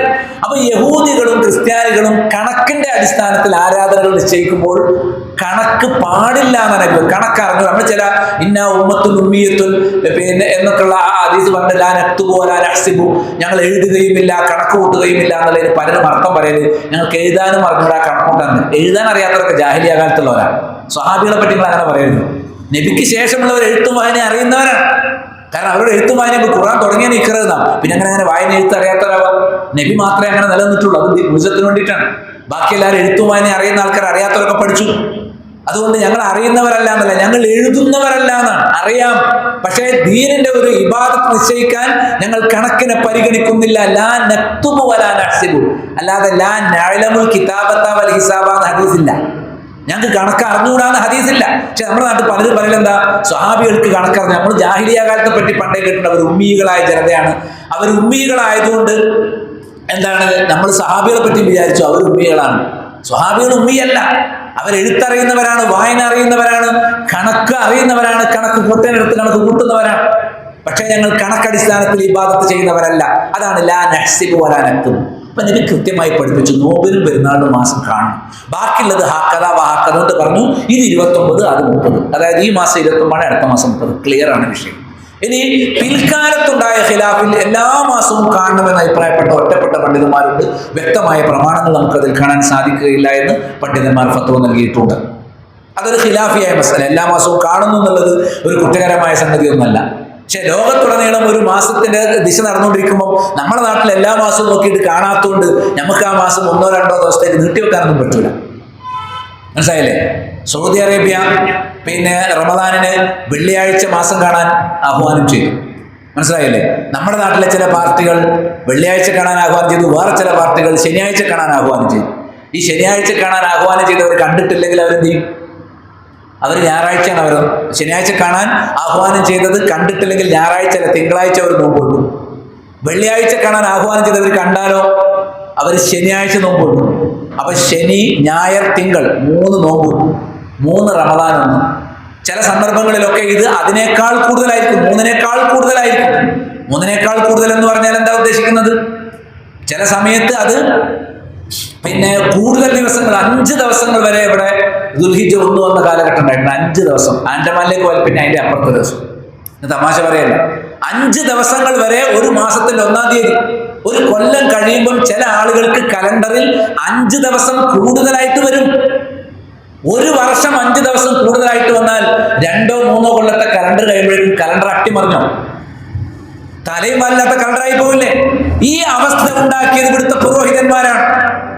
ഇവിടുത്തെ പുരോഹിതന്മാർ, ഖുബൂരികൾ, ഖബർ പൂജകർ, നബി ജന്മദിനാഘോഷങ്ങൾ നടത്തുന്നവർ, ആണ്ടറുതികൾ നടത്തുന്നവർ, അഹ്ലി കിതാബിന്റെ ഉത്സവങ്ങൾ ഇസ്ലാമിന്റെ ഉത്സവങ്ങളായി കൊണ്ടാടുന്നവർ. അവർക്ക് ദീനിനോട് മമതയില്ല. അവർ അവരുടെ തരീഖത്തുകളുടെ ഭിന്നതയനുസരിച്ച്, അവരുടെ സംഘടനകളുടെ അഭിപ്രായ വ്യത്യാസം അനുസരിച്ച് കഴിഞ്ഞ ഒരു നൂറ്റാണ്ട് പരിശോധിച്ചാൽ കാണാം, കേരളത്തിൽ അന്യായമായി കണ്ട മാസം മറ്റേ ഗ്രൂപ്പുകാരൻ കണ്ടു എന്നതുകൊണ്ട് മാത്രം ഈ ഗ്രൂപ്പുകാരൻ അംഗീകരിക്കാത്ത സലഫികളുടെ കാര്യമല്ല ഞാനിപ്പോൾ പറഞ്ഞത്. ഇത് കേരളത്തിലെ ഒരു വസ്തുതാപരമായ യാഥാർത്ഥ്യമാണ്. നമ്മുടെ ഹിജറ കലണ്ടറിനെ അലങ്കോലമാക്കി, പവിത്രമായ ഒരു കലണ്ടറിനെ, ഇബാദത്തുകൾക്ക് ആധാരമാക്കേണ്ട ഒരു കലണ്ടറിനെ, ഹിജറ കലണ്ടറിന് ഒരു ആധാരമുണ്ട്. നിങ്ങൾ ഹിലാല് കണ്ടാൽ നോമ്പെടുക്കണം. ഹിലാല് കണ്ടാൽ റമദാനിന്റെ 1-ാം തീയതി, ഹിലാല് കണ്ടാൽ ശവ്വാലിന്റെ 1-ാം തീയതി, ഹിലാല് കണ്ടാൽ ദുൽഹിജ്ജയുടെ 1-ാം തീയതി. ക്ലിയർ ആണ് വിഷയം. ഹിലാല് കണ്ടാൽ നോമ്പെടുക്കുക, ഹിലാല് കണ്ടാൽ പെരുന്നാൾ ആഘോഷിക്കുക. നോമ്പിന് പെരുന്നാൾ ഹിലാൽ. അതിന്റെ അടിസ്ഥാനത്തിൽ മറ്റു മാസങ്ങളെ 29, 30 എന്ന നിലയിൽ ക്രമീകരിക്കുക. അത് ശൈഖുൽ ഇസ്ലാം ഇബ്നു തൈമിയ്യ മാസം ക്രമീകരിക്കേണ്ടത് എങ്ങനെയെന്ന് ഫത്താവയിൽ കൃത്യമായി പറഞ്ഞിട്ടുണ്ട്. ഇൻഷാ അല്ലാഹ് നമ്മൾ സംശയ നിവാരണത്തിന് വരുമ്പോൾ ആ ഭാഗം വിശദീകരിക്കാം. എന്ന് മറ്റൊരു വിഷയം പഠിക്കാനുള്ളതുകൊണ്ട് ഞാൻ അങ്ങോട്ട് പോകാം.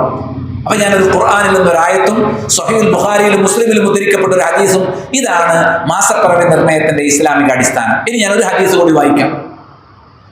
ഇബ്നു അബ്ബാസ് റളിയല്ലാഹു അൻഹു, ശരിക്കും നിങ്ങൾ പഠിക്കണം, ഈ ഹദീസ് റിപ്പോർട്ട് ചെയ്യുന്നത് ആരാണ് എന്ന് നിങ്ങൾ ആദ്യം മനസ്സിലാക്കണം. ഇബ്നു അബ്ബാസ് റളിയല്ലാഹു അൻഹു അദ്ദേഹം പറയാണെന്ത്, പിന്നെ അന്ന റസൂലുള്ളാഹി സ്വല്ലല്ലാഹു അലൈഹി വസല്ലം ഖാല, നബി ഞങ്ങളോട് ഇങ്ങനെയാണ് കൽപ്പിച്ചത് എന്ന് ഇബ്നു അബ്ബാസ് എവിടെയെങ്കിലും പറഞ്ഞാൽ, നബി എന്താണ് കൽപ്പിച്ചത് എന്ന് ഇബ്നു അബ്ബാസ് മറ്റൊരു റിപ്പോർട്ടിൽ പറഞ്ഞിട്ടുണ്ട്. ഞാൻ ആദ്യം ആ റിപ്പോർട്ട് പറയാം, എന്നിട്ട് ഞാൻ തർക്കമുള്ള റിപ്പോർട്ടിലേക്ക് വരും.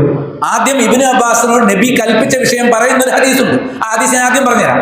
അദ്ദേഹം പറയാണ്, നബി ഞങ്ങളോട് കൽപ്പിച്ചു, ലാ തസൂമു, നിങ്ങൾ നോമ്പ് നോൽക്കരുത്, ഹത്താ തറൗൽ ഹിലാല, ഹിലാലിനെ നേരിൽ കാണുന്നത് വരെ, വലാ തുഫ്തിറു, നിങ്ങൾ നോമ്പ് മുറിക്കരുത്, ഹത്താ തറൗഹു, ഹിലാൽ ദർശിക്കുന്നത് വരെ.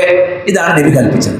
ഹിലാൽ കണ്ടാൽ നോമ്പെടുക്കണം, ഹിലാൽ കണ്ടാൽ നോമ്പ് മുറിക്കണം. ഇതാണ് ഞങ്ങളോട് ആര് കൽപ്പിച്ചത്? നബി സല്ലല്ലാഹു അലൈഹി വസല്ലം കൽപ്പിച്ചത്. നിങ്ങൾ മേഘം മൂടിയാൽ 30 പൂർത്തിയാക്കണം, 29 പോരാ. 29 മാസം നോക്കേണ്ടത്. മാസം കണ്ടാൽ ആ മാസം 29 ഉള്ളൂ. മാസം കണ്ടിട്ടില്ലെങ്കിൽ ആ മാസം 30 പൂർത്തിയാക്കണം. ഇതാണ് ഞങ്ങളോട് ആര് കൽപ്പിച്ചത്? നബി സല്ലല്ലാഹു അലൈഹി വസല്ലം കൽപ്പിച്ചത്. ഇതാരാ പറഞ്ഞത്? അബ്ദുല്ലാഹി ഇബ്നു അബ്ബാസ് റളിയല്ലാഹു അൻഹു. ഇപ്പോൾ മനസ്സിൽ വെക്കുക, കുറച്ച് ഞാൻ ഈ വിഷയം വീണ്ടും ചർച്ചക്കുണ്ട്. ഇനി അബൂ ഹുറൈറ റളിയല്ലാഹു അൻഹുവിൽ നിന്നുള്ള മറ്റൊരു ഹദീസ്. ഖാല റസൂലുള്ളാഹി സ്വല്ലല്ലാഹു അലൈഹി വസല്ലം, റസൂലുള്ളാഹി പറഞ്ഞു, ഇദാ റഅയ്തുമുൽ ഹിലാല ഫസൂമു, നിങ്ങൾ ഹിലാൽ കണ്ടാൽ നോമ്പെടുക്കണം. വഇദാ റഅയ്തുമൂഹു ഫഅഫ്തിറു, നിങ്ങൾ ഹിലാൽ കണ്ടാൽ നോമ്പ് മുറിക്കണം. എന്നിട്ട് ഞാൻ നേരത്തെ പറഞ്ഞ വാചകം, മേഘം മൂടിയാൽ 30 പൂർത്തിയാക്കണം. അപ്പോൾ തീർച്ചയായിട്ടും മുസ്ലിങ്ങളുടെ ഐക്യത്തിലേക്ക് ഏറ്റവും അടുത്ത ഒരു നിലപാട്, ഹിലാൽ കണ്ടാൽ നോമ്പെടുക്കാൻ നമ്മൾ തയ്യാറാവുക, ഹിലാൽ കണ്ടാൽ നോമ്പ് മുറിക്കാൻ തയ്യാറാവുക. അപ്പോഴാണ് നമ്മുടെ കലിമത്തൊന്നായി ഐക്യത്തിന്റെ ഏറ്റവും. ഇന്ന് ഐക്യത്തിന് വേണ്ടിയിട്ട് പല ദിവസം നോമ്പ് കൊടുക്കാനാണ് പറയുന്നത്. സൗദി അറേബ്യയിൽ ഇന്നാണെങ്കിൽ നമ്മൾ നാളെ നോറ്റാൽ മതി, ആൻഡമാനിലുള്ളവർ മറ്റന്നാൾ നോട്ടോട്ടെ. ഇതാണ് ഐക്യത്തിന്റെ. എന്ത് ഐക്യം?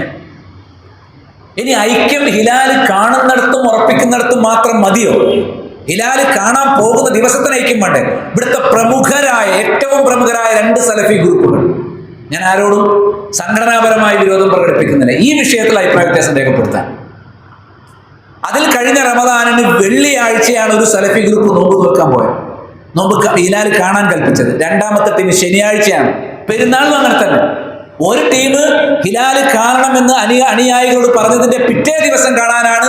രണ്ടും കഴിഞ്ഞ ദശാബ്ദങ്ങളായി ഒരുമിച്ച് പ്രവർത്തിച്ചവരാണ്. കുറഞ്ഞ കൊല്ലങ്ങളായിട്ടാണ് രണ്ടായി ഇങ്ങനെ നിൽക്കുന്നത്. അപ്പൊ ഒരാൾ മാസം കാണാൻ പോകുന്നതിന്റെ പിറ്റേന്ന് അവനവന്റെ ഗ്രൂപ്പിനെ ശക്തിപ്പെടുത്തുക എന്ന പൊളിറ്റിക്സിന് അപ്പുറത്ത് ഇതിലൊരു അജണ്ടയില്ല. ഇവർക്ക് യഥാർത്ഥത്തിൽ ഐക്യമുണ്ടെങ്കിൽ രണ്ടാളും നന്ന ചുരുങ്ങിയത് ഒരു ദിവസം മാസം കാണാനെങ്കിലും പോണ്ടേ? ഏറ്റവും ചുരുങ്ങിയത് 2 കൂട്ടരും ഒരു ദിവസം കാണാൻ പോണ്ടേ? എന്നാൽ കഴിഞ്ഞ നോമ്പ്, ചെറിയ പെരുന്നാൾ, ബലി പെരുന്നാൾ, ഈ 3 തവണയും അവർ ഒരുമിച്ച് മാസം കാണാൻ പോയിട്ടില്ല. കഴിഞ്ഞ വർഷവും അങ്ങനെ തന്നെ. സലഫികളുടെ മാത്രം കാര്യമാണ് ഇപ്പൊ നേരത്തെ ഞാൻ പറഞ്ഞത് ഇവിടുത്തെ കുബൂരികളുടെ കാര്യമാണ്. സലഫികളുടെ കാര്യത്തിൽ പോലും എന്താണ്? പൊളിറ്റിക്സ് ആണ്. അറിഞ്ഞോ അറിയാതെയോ അങ്ങനെയാണ് വന്ന് ഭവിച്ചത്. ഒരൊറ്റ ദിവസം മാസം കാണാൻ അവർക്ക് കഴിയില്ല. യഥാർത്ഥ ഐക്യമാണ് അവരുടെ ഉള്ളിലുള്ളത്. ഐക്യം എന്നത് അവർ ആത്മാർത്ഥമായി പറയുന്ന അജണ്ടയാണെങ്കിൽ നിങ്ങൾ ഒരുമിച്ച് മാസം കാണാൻ പോകണം.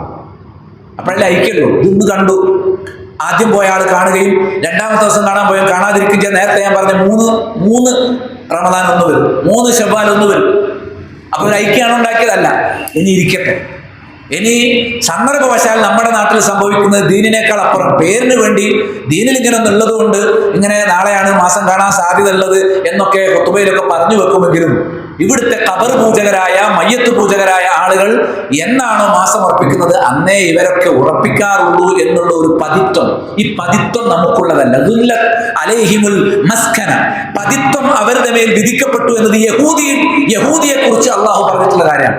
നമ്മൾ ഒരിക്കലും ഖുബൂരികളുടെ പതിതരായി നിൽക്കാൻ പാടില്ല, അവരുടെ താഴെ നിൽക്കാൻ പാടില്ല. അവർ ഖുബൂരികളാണ്. നിങ്ങൾ ഉന്നതിയിൽ നിൽക്കേണ്ടവരാണ്, നിങ്ങൾ മുഅ്മിനുകളാണ്, മുവഹിദുകളാണെങ്കിൽ. ഖുർആൻ അങ്ങനെ പറഞ്ഞു. ഖുബൂരികൾ എന്ന് പറഞ്ഞാൽ ദീൻ നശിപ്പിച്ചവരാണ്. യഹൂദികൾ ഉണ്ടാക്കിയ ഷിയായിസത്തെ ഈ നാട്ടിൽ നട്ടുപിടിപ്പിച്ചവരാണ്. അള്ളാഹുവെ മാത്രം പ്രാർത്ഥിക്കണമെന്നതിന് പകരം അബൂജഹൽ ചെയ്യുന്നത് പോലെ, അബൂജഹൽ ലാത്തിനെയോ മനാത്തിനെയോ വിളിച്ചും വദ്ദിനെയോ സുവായിനെയോ വിളിച്ചാൽ അവര് സ്വതന്ത്രമായ ഇലാഹുകളാണെന്നോ അവർ സ്വന്തം കഴിവുകൊണ്ട് ഞങ്ങളെ സഹായിക്കുമെന്നോ വിശ്വസിക്കുന്നതിന് പകരം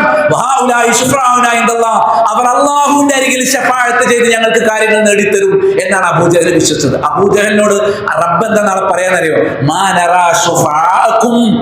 നിങ്ങളുടെ ഇലാഹുകളെ കാണുന്നില്ല എന്നല്ല, നിങ്ങളുടെ ശുപാർശകരെ കാണുന്നില്ല.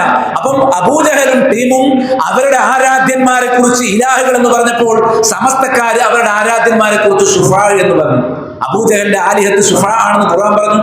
സമസ്തക്കാരന്റെ ശുഫാ ആലിഹത്താണ്. ഇവിടെ മൊയ്തീൻ ശേഖ് കാക്കണേ എന്ന് പറഞ്ഞാൽ, ജീലാനി രക്ഷിക്കണേ എന്ന് പറഞ്ഞാൽ, മനമ്പത്തറിഞ്ഞ ബീവിയെ സഹായിക്കണേ എന്ന് പറഞ്ഞാൽ, CMA രോഗം മാറ്റണേ എന്ന് പറഞ്ഞാൽ അതൊക്കെ ഇലാഹാണ്. അള്ളാഹുവിന് പകരം മറ്റ് ഇലാഹുകളെ സ്ഥാപിക്കുക എന്നതാണ് ഏറ്റവും വലിയ ഭിന്നത. ഈ ഭിന്നതയുടെയും അതിൽ തന്നെ ഏറ്റവും കടുത്ത ഭിന്നതയായ ശിർക്കിന്റെയും അസ്ലിൽ തങ്ങളുടെ മതം കെട്ടിപ്പടുത്തിരിക്കുന്ന ഒരു വിഭാഗം അവരൊരു തീരുമാനം പറയാൻ വേണ്ടി ഉന്നതമായ തൗഹീദിന്റെ വക്താക്കളായ ആളുകൾ കാത്തിരിക്കുക എന്ന് പറഞ്ഞാൽ പതിത്വം, അപമാനം എന്നാണ് ഖുർആൻ അതിനെ വിശേഷിപ്പിച്ചിരിക്കുന്നത്.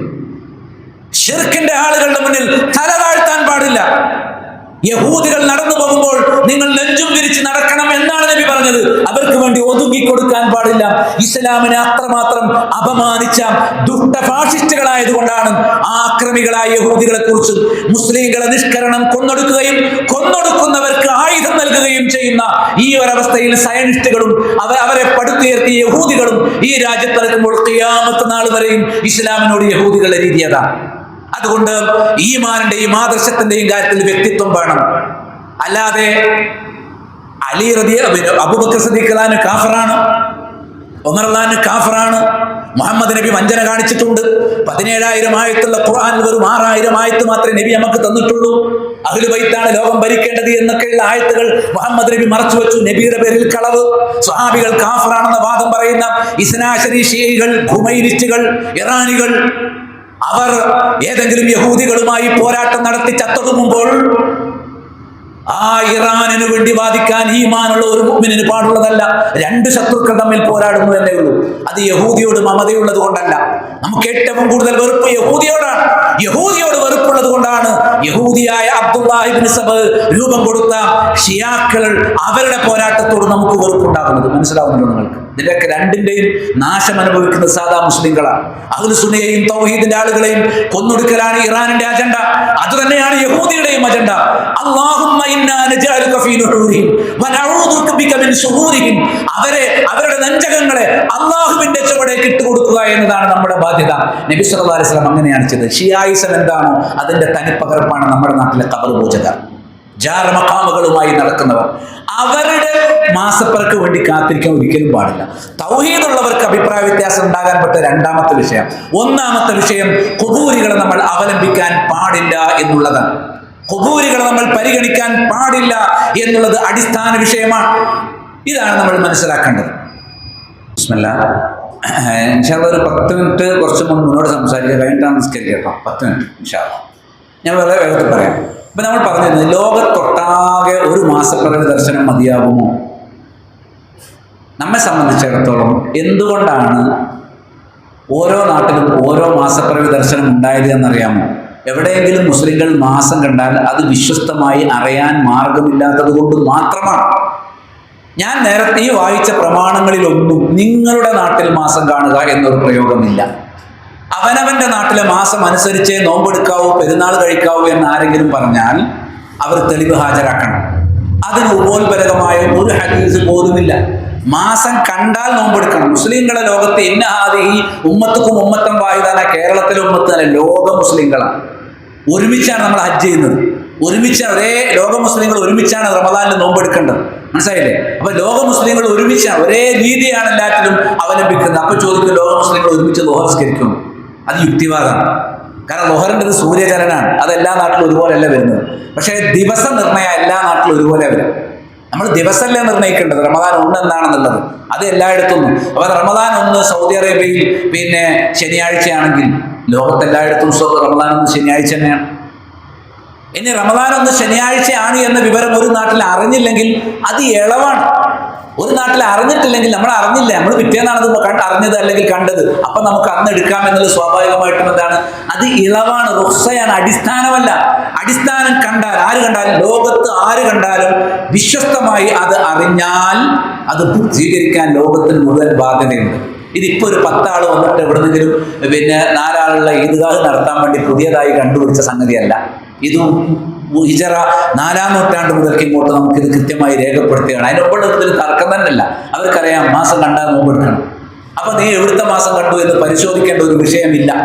അങ്ങനെ ഉണ്ട് എന്ന് പ്രചരിപ്പിക്കപ്പെടുന്ന ഹദീസുകൾ ദുർവ്യാഖ്യാനിക്കപ്പെടുകയാണ് എന്ന് ഇൻഷാ അല്ലാഹ് സമയത്തിന്റെ പരിധിക്കുള്ളിൽ നിന്നുകൊണ്ട് ചുരുക്കി ഞാൻ പറയാം. 1, ലോകത്ത് ഒരേ മാസപ്പിറവി ദർശനം മതിയാകുമെങ്കിൽ നിങ്ങൾ പറഞ്ഞത് ശരിയാണ് എന്ന് എന്നോട് നിങ്ങൾക്ക് യോജിക്കാം. അതിന് വല്ല തെളിവുമുണ്ടോ? ഉണ്ട്. 1, ആയിഷ റളിയല്ലാഹു തആല അൻഹയിൽ നിന്ന് ഇമാം അഹ്മദ് അദ്ദേഹത്തിന്റെ മുസ്നദ് ഉദ്ധരിച്ച സ്വഹീഹായ ഹദീസ്, ഫലാ തസൂമു ഹത്താ തറൗഹു, നിങ്ങൾ ഹിലാലിനെ കാണുന്നത് വരെ എന്നാണ്, അല്ലാതെ എല്ലാ നാട്ടിലും കാണുന്നത് വരെ എന്നല്ല. കണ്ടോ? നിങ്ങൾ കാണാം, ഇബ്നു പിന്നെ നൈലുൽ ഔതാർ ഇമാം ഷൗക്കാനി പറയാണ്, ലൈസൽ മുറാദു തഅലീഖു സൗമി ബിർറുയ, ഇവിടെ നോമ്പിനെ കാഴ്ചയുമായി ബന്ധപ്പെടുത്തിയിട്ടില്ല. ഫീ കുല്ലി അഹദിൻ, എല്ലാ ഓരോരുത്തരുടെയും കാഴ്ചയുമായി. നിങ്ങളെ നാട്ടിൽ കാണണമെന്ന് ഈ ഹദീസിൽ വന്നിട്ടില്ല. ആരാ പറയുന്നത്? ഇമാം ഷൗക്കാനി. ബലിൽ മുറാദു ബിദാലിക, അതുകൊണ്ട് ഉദ്ദേശിക്കുന്നത് റുഖിയത്തുൽ ബഅദി, ചിലർ കണ്ടാൽ മതി. ലോകത്ത് ആര് കണ്ടാലും അത് അറിഞ്ഞു കഴിഞ്ഞാൽ, വ്യക്തമായി അറിഞ്ഞു കഴിഞ്ഞാൽ അത് നിങ്ങൾ സ്വീകരിക്കണമെന്ന് നേരത്തെ ഞാൻ വായിച്ചു കേൾപ്പിച്ച ഇമാം അഹ്മദിന്റെ മുസ്നദിൽ ആയിഷ ബീവിയുടെ റിപ്പോർട്ടിൽ നിന്ന് കിട്ടും. ഇമ്മാ വാഹിദുൻ അലാ റഅയിൽ ജുംഹൂരി അവ ഇസ്നാനി അലാ റഅയി ഗൈരിഹിം വഖദ് തഖദ്ദമ അൽ കലാം അലാ ദാലിക. അതിനെക്കുറിച്ചുള്ള വിശദീകരണം അദ്ദേഹം നൽകിയിട്ടുണ്ട്. വിശ്വസ്തനായ ഒരാൾ, പിന്നെ അല്ലെങ്കിൽ എന്താണ്, അയാൾ കണ്ടാൽ പോലും ഭൂരിപക്ഷ അഭിപ്രായ പ്രകാരം ഒരു സാക്ഷി മതി. എന്നാൽ ചില സഹാബികളുടെ അഭിപ്രായം 2 വിശ്വസ്തർ കാണും. ഇമാം ഷൗക്കാനി പറയാണ്, ഭൂരിപക്ഷ അഭിപ്രായ പ്രകാരം വിശ്വസ്തനായ ഒരാൾ മാസം കണ്ടു എന്നറിഞ്ഞാൽ ലോകത്തെല്ലാവർക്കും ഉണ്ടായി. അതറിഞ്ഞ ആളുകൾക്കൊക്കെ അതനുസരിച്ച് അമൽ ചെയ്യൽ ബാധ്യതയായി. ഇപ്പൊ നിസ്കാരത്തിൽ നമ്മളിങ്ങനെ ഒരു മിനിറ്റ് ബാങ്കിൽ ശ്രദ്ധിക്കുന്ന പോലെ സത്യത്തിൽ ഈ ഹിലാലിനും എന്ത് ചെയ്യണം? ആ ശ്രദ്ധക്കാണ് അള്ളാഹു പ്രതിഫലം തരുന്നത്.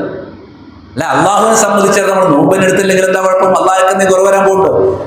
നമ്മളും അള്ളാഹുമായുള്ള അടുപ്പവും അവന്റെ കൽപ്പനകൾക്ക് എത്രമാത്രം കീഴ്പ്പെടുന്നു എന്നുള്ളതുമായി ബന്ധപ്പെട്ടതാണ് വിഷയം.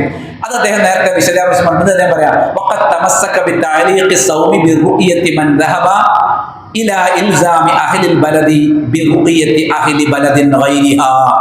ഒരു നാട്ടുകാർ മാസപ്പിറ കണ്ടു എന്നുള്ളത് ഉറപ്പായി കഴിഞ്ഞാൽ മറ്റെല്ലാ നാട്ടുകാരും അതിനെ പിന്തുടരുക എന്ന മദ്ഹബ്, ആ ഒരു മാർഗം മുറുകെ പിടിക്കണം എന്നാണ് നൈൽ ഷൗക്കാനി പറഞ്ഞത്.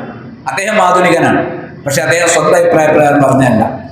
നേരെ മറിച്ച് 4-ാം നൂറ്റാണ്ടുകാരൻ ഇബ്നു ഖുദാമ അദ്ദേഹത്തിന്റെ പ്രസിദ്ധമായ മുഗ്നിയിൽ അദ്ദേഹം പറഞ്ഞു, വൈദാ റഅൽ ഹിലാല അഹ്ലു ബലദിൻ, ഒരു നാട്ടുകാർ ഹിലാലിനെ കണ്ടാൽ ലസിമ, നിർബന്ധമായി, ജമിഅൽ ബിലാദി, എല്ലാ നാട്ടുകാർക്കും അസൗമ, നോമ്പ്.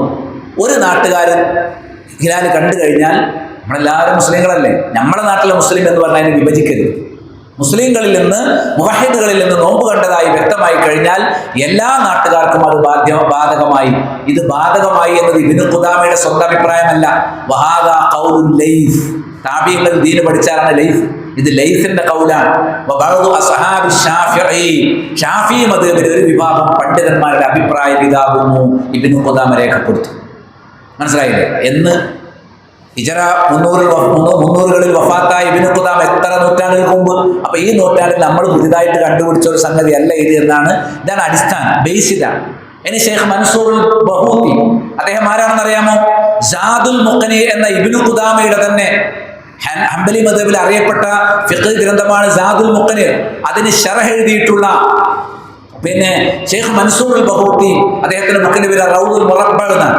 അതിൽ അദ്ദേഹം ഈ ഇബ്നു ഖുദാമയുടെ വാചകം ഞാൻ വായിച്ചത്, അത് അദ്ദേഹം വിശദീകരിക്കുന്നു. അതായത് വഇദാ റആഹു അഹ്ലു ബലദിൻ, ഒരു നാട്ടുകാർ ഹിലാൽ കണ്ടാൽ, ഇനി അദ്ദേഹം പറയാണ്, അതായത് മതാ സബതതു റുയതുഹു ബി ബലദിൻ, ഒരു നാട്ടിൽ മുസ്ലിങ്ങൾ ഹിലാൽ കണ്ടു എന്ന് സ്ഥിരപ്പെട്ടാൽ, സംശയമില്ലാതെ ബോധ്യപ്പെട്ടാൽ, അടുത്ത ഇനി ഇബ്നു ഖുദാമയുടെ വാചകം, ലസിമൻ നാസ കുല്ലുഹും അസ്സൗം, ഞാൻ നേരത്തെ വായിച്ച വാചകം, എല്ലാ നാട്ടുകാർക്കും, ലസിമൻ നാസ കുല്ലഹും അസ്സൗം, എല്ലാ നാട്ടുകാർക്കും നോമ്പ് നിർബന്ധമായി.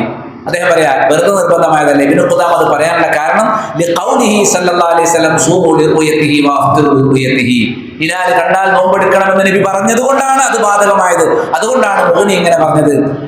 അദ്ദേഹം അവസാനിപ്പിക്കുന്നത് ഇങ്ങനെയാണ്, വഹുവ ഖിതാബുൻ ലിൽ ഉമ്മത്തി കാഫ, ലോകത്തെ എല്ലാ മുസ്ലിം ഉമ്മത്തിനോടുള്ള സംഭാഷണമാണ് നബി പറഞ്ഞത്. നബി ആമായിട്ട് പറഞ്ഞാണ്. ഇത് ഹിജറ 4-ാം നൂറ്റാണ്ടിന്റെ തുടക്കത്തിൽ, 3-ാം നൂറ്റാണ്ടിന്റെ അവസാനത്തിൽ ഇബ്നു ഖുദാമ പറഞ്ഞത് മാത്രമല്ല, ആധുനിക നൂറ്റാണ്ടിൽ ഷെയ്ഖ് ഇബ്നു ബാസ് റഹിമഹുള്ളയും ഷെയ്ഖ് നാസറുദ്ദീൻ അൽബാനി റഹിമഹുള്ളയും ഇത് തന്നെയാണ് പറഞ്ഞത്. ഇന്ത്യയിലെ പ്രഗത്ഭനായ അറിയപ്പെട്ട ഈ നൂറ്റാണ്ടിലെ പ്രഗത്ഭ പണ്ഡിതൻ, മനസ്സിലായില്ലേ, കന്നൂജര സുൽത്താൻ എന്നറിയപ്പെടുന്ന സുദ്ദീഖ് ഹസൻ ഖാൻ, അദ്ദേഹവും ഇത് ഈ തെളിവുകളൊക്കെ രേഖപ്പെടുത്തി ഇക്കാര്യം തന്നെയാണ് പറഞ്ഞിട്ടുള്ളത്. ഇതിലേക്ക് മടങ്ങണം. ഏറ്റവും ചുരുങ്ങിയത് മാസം തീരുമാനിക്കാൻ ഇവിടെ ചില സമിതികളൊക്കെ ഉണ്ടാക്കി വെച്ചിട്ടുണ്ടല്ലോ. Hilal committee, Hilal wing, crescent wing എന്നൊക്കെ പറഞ്ഞ കുറെ സാധനങ്ങളുണ്ട്. ഇതൊക്കെ ഉണ്ടാക്കി വെച്ച ഈ ആളുകളെങ്കിലും അസ്റിലേക്ക് മടങ്ങണം. ഇവരെങ്കിലും ഇത് ചെയ്യണ്ടേ? നാട്ടുകാരെ പണ്ട് കാര്യമില്ല. നമുക്കിപ്പം ഉത്തരവാദപ്പെട്ട ആളുകൾ തീരുമാനിച്ചാൽ അതിനനുസരിച്ച് നോമ്പെടുക്കാനും പെരുന്നാൾ കഴിക്കാൻ സാധിക്കുള്ളൂ. പക്ഷേ ഇത് തീരുമാനിക്കുന്ന ആളുകൾ എന്ത് ചെയ്യണം? അവർക്ക് ബാധ്യതയില്ലേ അസ്റിലേക്ക് മടങ്ങാൻ? ഇതാണ് അസ്ർ.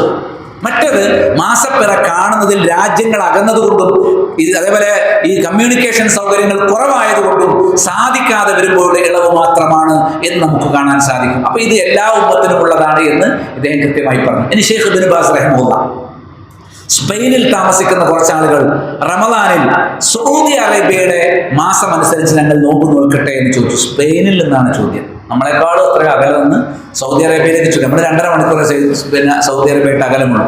ചോദിക്കണം. അതിന് അദ്ദേഹം കൊടുത്ത മറുപടി അദ്ദേഹത്തിന്റെ മജ്മൂ ഫത്താവ ഇബ്നു ബാസിൽ 15 നൂറ്റാണ്ടിൽ ഞാൻ വായിച്ചു കേൾപ്പിക്കാം.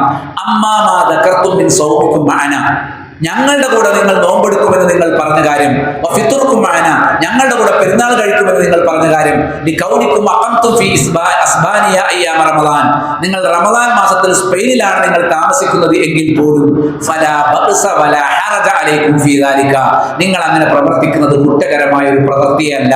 അതിന് ഹദീസാണ് തെളിവ് പറയുന്നത്.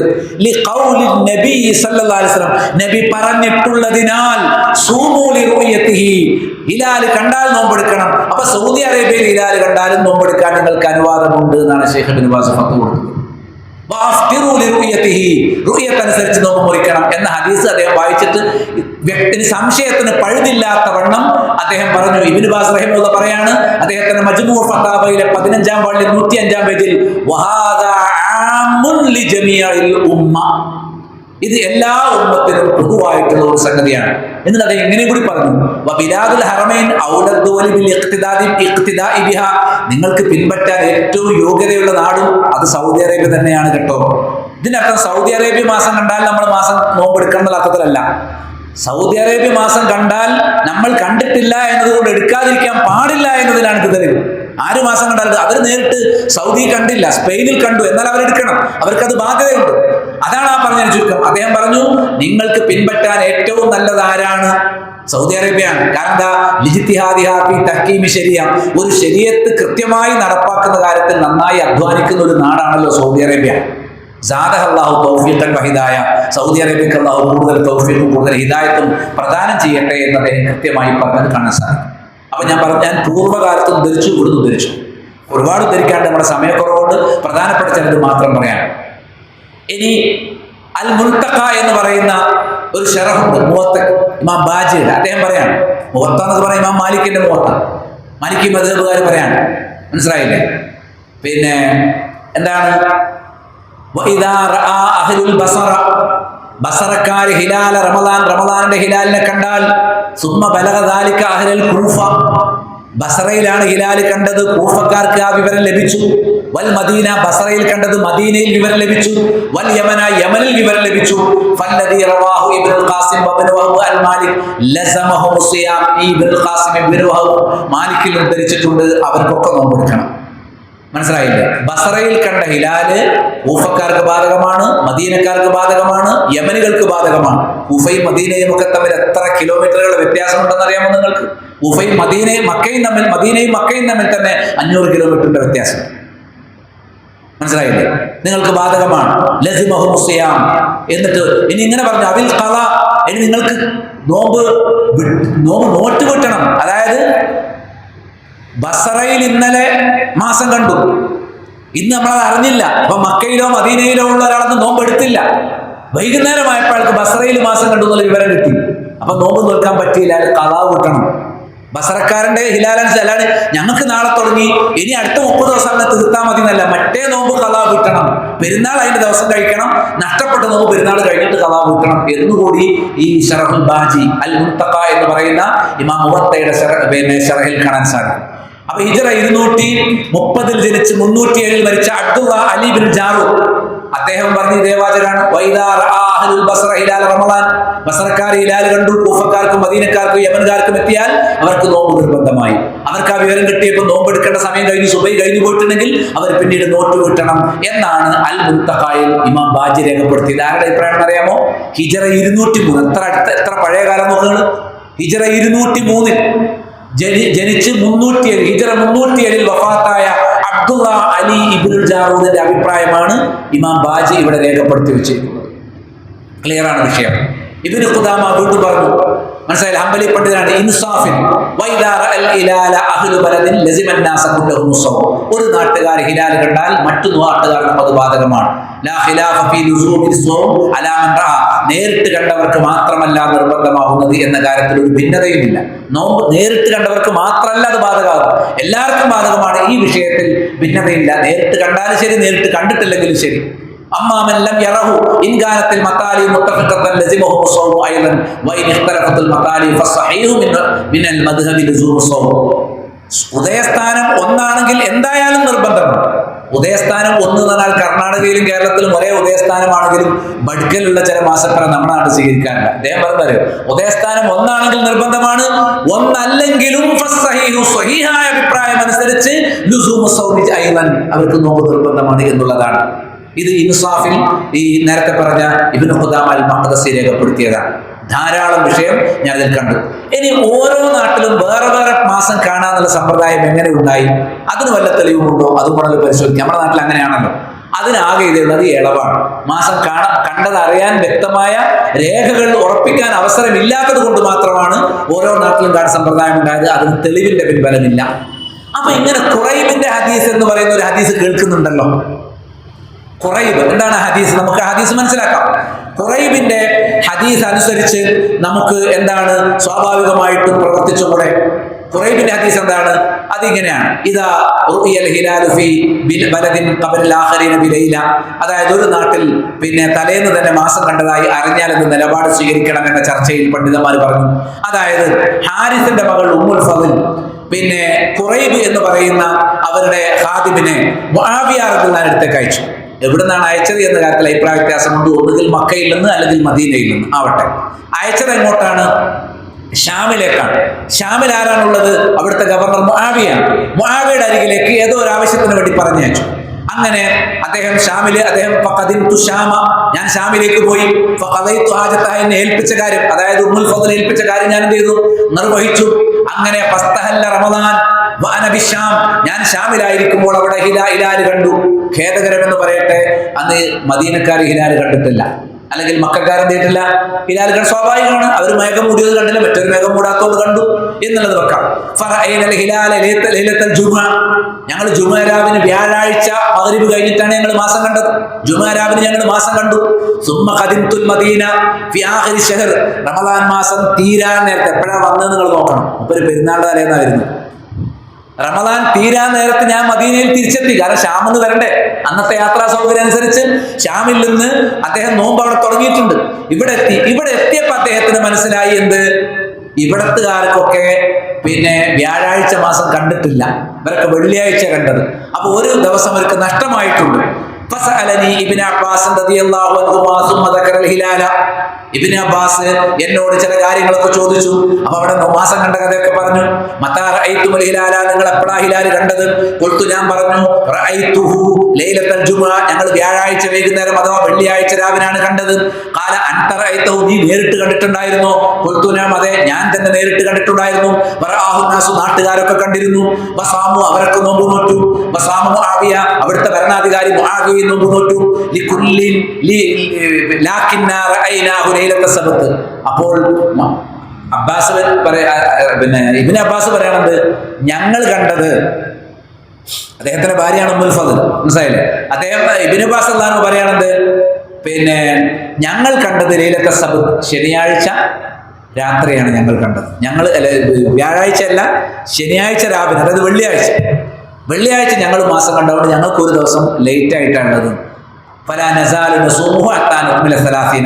ഞങ്ങൾ അതിന്റെ അടിസ്ഥാനത്തിൽ 30 പൂർത്തിയാക്കും, അല്ലെങ്കിൽ 29 ഞങ്ങൾ മാസം നോക്കിയിട്ട് ഹിലാൽ കഴിക്കും. അപ്പം അവര് ഷാമുകാര് മാസം നോക്കുന്നതിന് പിറ്റേ ദിവസത്തെ നോക്കുള്ളൂ. എന്താ കാരണം? മാസം തുടങ്ങിയത് ഒരു ദിവസം കഴിഞ്ഞിട്ടാണ് ഇവർക്ക് 29 ആകുന്നത്. അതായത് ഷാമുകാർക്ക് 30 ആകുമ്പോൾ ഇവർക്ക് 29 ആവുകയുള്ളൂ. അപ്പൊ ഞങ്ങൾ അന്ന് മാസം നോക്കിയിട്ട് കണ്ടാൽ ഞങ്ങൾ പിറ്റേന്ന് പെരുന്നാളായിരിക്കും, ഇല്ലെങ്കിൽ ഞങ്ങൾ 30 പൂർത്തിയാക്കുമെന്ന് ഇബ്നു അബ്ബാസ് റളിയല്ലാഹു അൻഹു ഖുറൈബിനോട് പറഞ്ഞു. അപ്പൊ ഖുറൈബ് ചോദിച്ചൊരു ചോദ്യമുണ്ട്. ഇതാണ് നമ്മുടെ നാട്ടിലാകെ വിവാദം. എന്താ? അഫലാ തക്തഫീ ബിറുഇയത്തി മുആവിയ വസിയാമുഹു, മുആവിയയുടെ നാട്ടിൽ കണ്ട മാസം നിങ്ങൾക്ക് പോരെ? അദ്ദേഹത്തിന്റെ നോമ്പ് പോലെ അതനുസരിച്ച് നിങ്ങൾക്ക് ഈ 30 ആവുമല്ലോ. അപ്പൊ അവര് മാസം പെരുന്നാൾ കഴിക്കുമ്പോൾ നമുക്കും പെരുന്നാൾ കഴിച്ചോളൂ, നഷ്ടപ്പെട്ട നോമ്പ് പിന്നെ നോറ്റു കിട്ടിയാൽ പോരെ എന്നുള്ള നിലക്കൊരു ചോദ്യം. അദ്ദേഹം പറഞ്ഞു, ലാ അല്ല, ഹാക്കദാ അമറനാ റസൂലുള്ളാഹി സ്വല്ലല്ലാഹി അലൈഹി വസല്ലം, ഇങ്ങനെയാണ് റസൂലുള്ളാഹി ഞങ്ങളോട് കൽപ്പിച്ചത്. എങ്ങനെ കൽപ്പിച്ചത്? അത് ഞാൻ നേരത്തെ വായിച്ചിട്ടുണ്ട്. സൂമൂ ലിറുയതിഹി വഅഫ്തിറൂ ലിറുയതിഹി, നിങ്ങളെ നാട്ടിൽ കണ്ടാലെന്നല്ല, കണ്ടാൽ ഇവർ ഒരു നാട്ടിൽ കണ്ട ഇവർ അറിഞ്ഞിട്ടില്ല. അതുകൊണ്ടാണ് അവർ അന്ന് കണ്ടത് സ്വീകരിച്ചത്. കണ്ടതിനനുസരിച്ച് നോമ്പെടുത്തോളാനും കണ്ടതിനനുസരിച്ച് മുറിച്ചോളാനും പറഞ്ഞുകൊണ്ട് ഞങ്ങൾ കണ്ടതനുസരിച്ച് 29 നാളെ അടുത്ത ദിവസം വരികയുള്ളൂ, ഞങ്ങൾ അന്ന് കണ്ടിട്ട് പെരുന്നാളാക്കും. കണ്ടോ നിങ്ങൾ? ആ കൽപ്പന നേരത്തെ ഞാൻ വായിച്ചു കേൾപ്പിച്ചത് അതായിരുന്നു കൽപ്പന. നബി കൽപ്പിച്ചത് മാസം കണ്ടിട്ടില്ലെങ്കിൽ, കണ്ട വിവരം അറിഞ്ഞിട്ടില്ലെങ്കിൽ നോമ്പെടുക്കേണ്ടയില്ല. കുറെ ദിവസം കഴിഞ്ഞിട്ട് ആരെങ്കിലും വിവരം പറഞ്ഞാൽ എടുക്കേണ്ടയില്ല എന്നർത്ഥം. നേരെ മറിച്ച് തൊട്ടു പിറ്റേന്ന് കണ്ടാലോ, ഇന്നലെ മാസം കണ്ടത് ഇന്നറിഞ്ഞാലോ ബാധ്യതയുണ്ട്, നിർബന്ധ ബാധ്യത. അസറിന്റെ നേരത്താണ് അറിഞ്ഞെങ്കിൽ നോമ്പ് മുറിക്കണം. അസറിന്റെ നേരത്താണ് കണ്ടത് എന്നുണ്ടെങ്കിൽ എന്ത് ചെയ്യണം? നോമ്പ് മുറിക്കണം എന്നുള്ളതാണ് ആ വിഷയത്തിലെ വസ്തുത എന്ന് ശരിക്കും നമ്മൾ മനസ്സിലാക്കണം. ഹദീസിൽ ആഴത്തിൽ പഠനം നടത്തിയ ആളുകളൊക്കെ ആ കാര്യങ്ങൾ വിശദീകരിച്ചിട്ടുണ്ട്. ഉദയാസ്തമയങ്ങൾ തമ്മിൽ വ്യത്യാസമുണ്ടെങ്കിൽ ആളുകൾ എങ്ങനെയാണ് നോമ്പെടുക്കേണ്ടത്? ഹിലാലിനെ നോക്കാത്ത അമേരിക്കക്കാരും ആസ്ട്രേലിയക്കാരും പോലുള്ള ദൂരരാജ്യക്കാർ സൗദിയിലെ ഹിലാൽ കാഴ്ചക്ക് നോമ്പെടുക്കാമോ എന്നാണ് ചോദ്യം. ഇബ്നു ബാസിന്റെ മറുപടി അന്നലിക്കുല്ലി അഹ്ലി ബലദിൻ റൂയത്തുഹും, ഓരോ നാട്ടിലുള്ളവരും കാഴ്ച കാണുമെന്നുള്ളത് ശരിയാണ്. കുല്ലു ബലദിൻ ലഹു റൂയത്തുഹും, എല്ലാ നാട്ടിലുള്ളവർക്കും കാഴ്ചയുണ്ട്. ഫൈദാ സ്വാമ അഹ്ലു മിസ്ര ലിറൂയതിഹിം, അതുകൊണ്ട് മിസ്റുകാർ അവരുടെ റൂയത്ത് അനുസരിച്ച് നോമ്പെടുക്കട്ടെ, നോമ്പെടുത്താൽ തെറ്റില്ല. വാഹ്ലു ശാമിൽ റൂയതിഹിം വാഹ്ലു മഗ്രിബിൽ റൂയതിഹിം ഫലാ ബഅസ്, അത് കുഴപ്പമുള്ള കാര്യമൊന്നുമല്ല. പക്ഷേ അതല്ല അടിസ്ഥാനം. അത് നിങ്ങൾ അങ്ങനെയാണ് ചെയ്തു പോയത്, നിങ്ങൾ അങ്ങനെ ചെയ്തോളൂ. അസ്ലിലേക്ക് മടങ്ങാൻ ഉദ്ദേശിക്കുന്നത് അതല്ല ചെയ്യേണ്ടത്. അദ്ദേഹം പറയാണ് അമ്മ എന്നാൽ ലൗ തയസ്സറ അൻ യസൂമു ലിറുയത്തിൻ വാഹിദത്തിൻ, ഒരൊറ്റ മാസം കൊണ്ട് നോമ്പെടുക്കാൻ എല്ലാവർക്കും കഴിയുമെങ്കിൽ, എത്ര കൊല്ലം മുമ്പായി ഇബ്നു ബാസ് പറയുന്നത്, ഇന്നത് കഴിയില്ല എന്ന് പറയാൻ പറ്റുമോ? ഒരു നാട്ടിലെ മാസം തിരിച്ചറിഞ്ഞിട്ട് നിങ്ങൾക്ക് നോമ്പെടുക്കാൻ കഴിയുമെങ്കിൽ, സൗകര്യപ്പെടുമെങ്കിൽ, ഇതിന്റെ ആദ്യ ഭാഗം മാത്രമാണ് മറ്റുള്ളവർ വായിക്കുക. ഓരോ നാടിനും പിന്നെ മാസ കാഴ്ചയുണ്ട്. എല്ലാ നാട്ടിൽ, നമ്മുടെ നാട്ടിൽ നോക്കിയാലും കാണൂലേ, എല്ലാ നാട്ടുകാർക്കും കാഴ്ച ഉണ്ട് എന്നുള്ളത് ശരിയാണ്. മറ്റു നാട്ടിലെ കാഴ്ച അറിയാത്ത കാലത്ത് അതനുസരിച്ച് അവർക്ക് നോമ്പെടുക്കാം. ആ അടിസ്ഥാനം തുടർന്നു പോരുന്ന നാട്ടിൽ അങ്ങനെ നോമ്പെടുക്കുന്നതിന് കുഴപ്പമില്ല. പക്ഷെ അതല്ല ശരിയായ രീതി.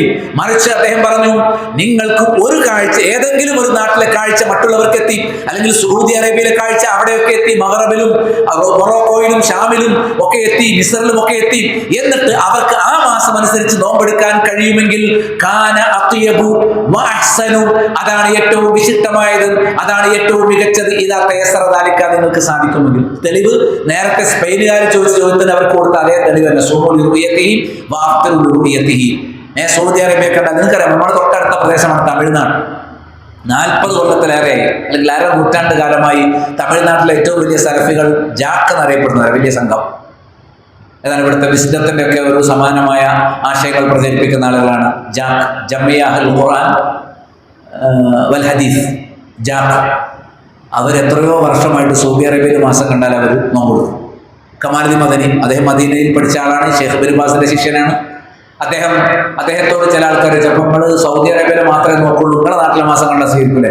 ഞങ്ങളുടെ നാട്ടിൽ കണ്ടാലും സ്വീകരിക്കും, കേരളത്തിൽ കണ്ടാലും സ്വീകരിക്കും. സൗദി അറേബ്യ കണ്ടത് അറിഞ്ഞിട്ടില്ലെങ്കിൽ ആദ്യത്തെ വിശ്വസ്തമായ മാസം സ്വീകരിക്കുന്ന ആൾക്കാരാണ് അവർ എത്രയോ കൊല്ലമായിട്ട്. ഇവിടുത്തെ കാൻഡമിന് തുല്യമായിട്ടുള്ള ഒരു പ്രസ്ഥാനമാണ് തമിഴ്നാട്ടിൽ ജാക്ക് എന്ന് പറഞ്ഞാൽ. അവിടെ തൗഹീദ് ജമാഅത്ത് എന്ന സാധനമുണ്ട്. അത് അക്കലാനികളാണ്, ഹദീസ് നിഷേധികളാണ്, അവരെ പിന്നാലെ പോയത്. സാന്ദർഭികമായിട്ട് ഞാൻ പറഞ്ഞത് മാത്രമേ ഉള്ളൂ. അപ്പം അവനവന്റെ നാട്ടിലെ മാസം അനുസരിച്ച് നോമ്പ് സ്വീകരിക്കുന്നതും പ്രഖ്യാപിക്കുന്നതും കുറ്റകരമല്ലെങ്കിലും അതല്ല അടിസ്ഥാനം. സാധിക്കുമെങ്കിൽ നമ്മൾ എങ്ങോട്ട് മടങ്ങണം? അഫ്ളലിലേക്ക്, അഹ്സനിലേക്ക്, അത്യബിലേക്ക് മടങ്ങണം എന്ന് കൃത്യമായി അദ്ദേഹം പറഞ്ഞു. എന്നിട്ട് അദ്ദേഹം പറയുന്നത് ലാക്കിൻ ഇതാലം തയസ്സറ ദാലിക, ഞങ്ങൾക്കതിന് സൗകര്യമില്ലെങ്കിലോ, കാരണം പറഞ്ഞ ശരിക്കും കേൾക്കാണ്. അക്കാലിയും, രാഷ്ട്രങ്ങളൊക്കെ അകന്നകന്നു, ഒരു നാട്ടിലത്തത് ഇപ്പുറത്ത് തീരുമാനിക്കാൻ കഴിയാത്ത വിധം അകന്നിട്ടാണുള്ളതെങ്കിലോ, ബിലാദ്, രാജ്യങ്ങൾ വേറെ വേറെ ദൂരങ്ങളിലാണെങ്കിലോ,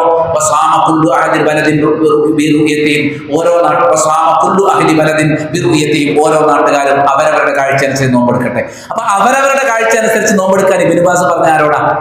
രാജ്യങ്ങൾ തമ്മിൽ ഹിലാൽ തിരിച്ചറിയാൻ കഴിയാത്തവണ്ണം അകലമുണ്ടെങ്കിൽ.